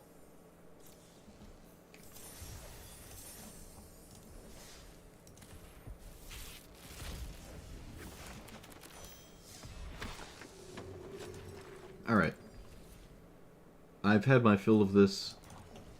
I have a greater grasp of the Avatar set moving forward now. I spent a lot of today just looking at cards. But for this commander specifically, it didn't bring enough to the table for shrines that make shrines like better than they were. I do think this is probably better than the other Shrine Commander, than this thing. Just because it just finds shrines and it never stops finding shrines. And that's really nice. The spirit tokens are not shrines, but that's okay. I mean, it can't do everything. It would be kind of upsetting if it 100% replaced this. But they go into each other's deck nicely. This, I think, can be found. Yeah, this is a shrine. Yeah, so it can find this. I don't know if that actually happened or not. But yeah, it ended up taking out 3 of the shrines, and all the others stayed in. You could probably... For the shrine truthers out there that play a lot of shrines, I'm sure they know like which ones to play all the time and which ones not to. But I don't really play this that much. All I'm aware of is you play this and win, and otherwise you just play an honest game, or as honest as green is going to let you be. But the fact that you can spam cast this is excellent. People frogifying it is not a long-term solution because you can just block with it. So it is just annoying. It's just a very annoying card. I don't think I ever tapped it for 1/1s. I don't think that ever happened. It was something that I could do if my opponents didn't continuously answer it, but if they do answer it, you effectively spend your mana on your commander in a different way. Instead of tapping for the ability, you're now just doing the part that you want to do more of. There was one player, at least, that was very cognizant that they should in fact not kill this, and I think that was why they won, long term at least. I'm not sure. Can't quite remember the long term outcome of that game, but they like just didn't kill this, and that was the right play. Whereas a lot of people just think that they should just kill this, and that's probably not always the right play. It probably is with this one. Yeah, I would say so with this one, but this one not necessarily. Not necessarily. This could go way more into green-white Enchantress than it did. Not by too much, though. I really don't want to get rid of the ramp package, just because the option to cast this 12 times in a game is very good, right? And that is a thing that you can consistently do against every opponent. Whether it works or not is a different thing entirely, but it's just something you have access to in every single game, because you just have so many ramp spells that like you're just gonna be able to do that. And I like that more than like the 1,000 O-rings kind of thing that Scythus loves to play, or something like that. To be fair, though, I should have absolutely have played at least this card. Bloop. And what about this one? Other enchantments have Shroud, Enchanted Creature. Like, this probably could go in here, too. There did not seem to be that much spot... Well, there really isn't that much spot removal for enchantments. Some decks are completely cold, like Grixis strategies and certain stuff like that. Mono Blue could just have... It only has to counter and bounce it. But other than that, it's not that different from what it used to be. This has to play against everything for at least a little while until they all find their like bracket for being new commanders. The first opponent I played against, believe it or not, was Ragavan, and I lost turn 1 because there was nothing I could do. Honestly, even if I had swords, shrines are not going to beat a Ragavan, ever. I don't know what that's about, but that just reinforces the idea that this is a completely up-in-the-air commander until they put a weight to it. Bribery did win every time I cast it, but it didn't win immediately every time I cast it. But the fact that I won upon having cast it every time anyways, I think this is a mythic? Yeah, this was a mythic craft. I really don't like the art on it, but it is what it is. This is kind of just a 5-minute win the game. It's obviously better than basically the Shrine package combined. You're going to find something crazy. I mean, the most tame thing to find is still effectively silver bullet style, silver bulleting your opponent. Like, oh, they have this kind of situation in play.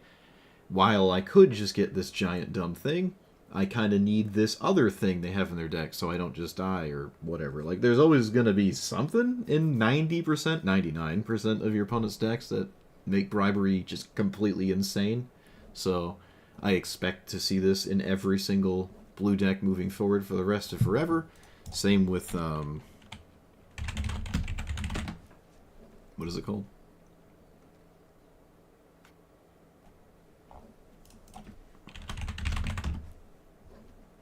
Force of Negation is now in the game. So congratulations, blue players. You now have this. The Tamiyo Baral Truthers. You just have this now. I had it in here for a second. I realized there's not enough blue cards for it, but I expect most decks that are like blue and maybe just one other color are probably going to have this now forever. There's also Yola.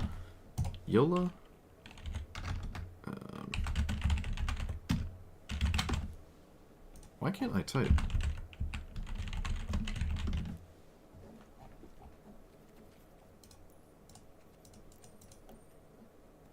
Yuna. Yuna would probably be okay. It's sort of doing the same thing as the Go Shintai thing. What is it called? Yeah, this thing. Just reanimating your enchantments. This is kind of an established thing. But again, we're leaning into how close do we want to be to the green-white Enchantress strategy as opposed to just shrines. The green-white Enchantress thing is, in my opinion, just a lot better than just cold bear shrine spam. It plays pretty nicely into it because, again, they're all enchantments and you have all the colors, so you can play at least the good blue and black cards and not necessarily a lot of crazy red things I can think of with cards like this. But, you know, this is just a better way to go. I just really wanted to hyper-focus on shrines and see if the new ones had broken shrines through the roof or anything, and not really. I will say, though, I was wrong about two of them. This one is good. I think this one's just good enough. All your shrines draw a card. It's not as good as the draw a card every turn ones, but this is kind of just good enough as just a card advantage engine. It's not like you need to draw 3 cards every turn. Just simply drawing 2 cards a turn, like Phyrexian Arena, is more than enough for me on that one. And it's a shrine for your other shrine effects. And then which other one was it? This one can out of nowhere kill your opponent if you have just 5 shrines in play, and one of them is like Sanctum of Stonefangs, or the other one that goes face, like this one. If you're just poking your opponent over the course of the game with these, and then you suddenly just windmill slam this for like 7 to 12 or something. Now, if you have 12 shrines in play, the game's probably over, but I do kind of like that. The chip damage of shrines is really good. I wouldn't say that's like the definitive way to win with a shrine package. You just kind of win because you have too many cards and your opponent can't stop you, right? Like I don't think you're going for the damage shrines with Sanctum first. It's probably safe bet is the blue Honden. If I were to take a shot in the dark, it's one of the first ones you always grab. And then the next one is probably this one, so you draw even more cards. You skip the whole green-white Enchantress thing and just play these 2 enchantments with this, and, you know, off to the races, really. But, yeah, so some of them... Oh, wait, I didn't look at all of them. I want to talk about more of them.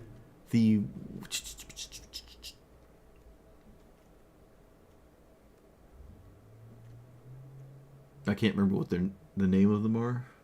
This one did nothing. Yeah, this one did nothing. It does play nicely with the ones that make 1/1s. So all the tokens I make and stuff, those ones do like this one, but they don't work unless you continue to play shrines. But as long as your commander is something that you're spam casting because your opponent killed it or something, you always have access to that. This might just not be worth it anyways, but I never really got a chance to play with it. This one is kind of nice, just a wall of tokens up front. You don't have to like wait a turn cycle, as opposed to this one that has to wait till your turn starts. I do like that.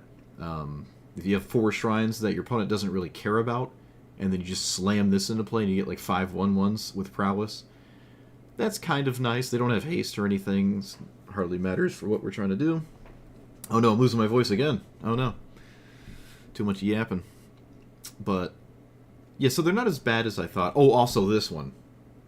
Huge fan of this one. This one's just solid.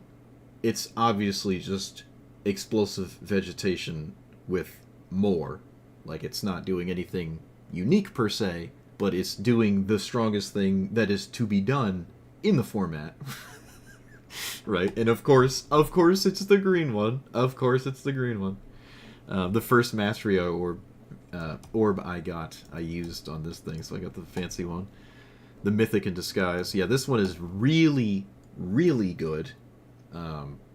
It's probably better than all the other 4 new ones combined. This one is really good. I will say that. And for some reason, I couldn't craft this when I tried to make the deck initially, and then it let me craft it later. I don't know why. I don't know, but here it is. So we have that tutor, and then the Enlightened tutor, the blue one that does the instant or sorcery or whatever. So you have, they're uncommons, they're not rares. You can craft them at uncommon. So those are around. I think we had Enlightened tutor already, though, if I'm to remember correctly. Didn't we have, like, the...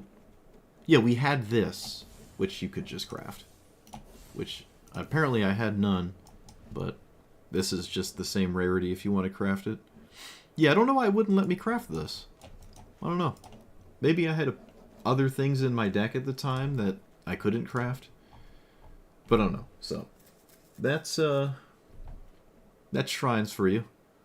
I'll definitely be back next time with something way less established, probably, because some of these commanders have some pretty unique things going on that aren't just simply upgrading a pre-established strategy like Sanctum of All. But this is all in all, I would say, at least some kind of upgrade to the Shrine deck. Not a crazy one, but that's okay. And again, I think Shrines are probably better than I give them credit for, but the deck just... You just gotta ask more people that are more into the Shrine thing than I am. But that's that. So let me know what you thought about it. Like, comment, subscribe, and I'll see you guys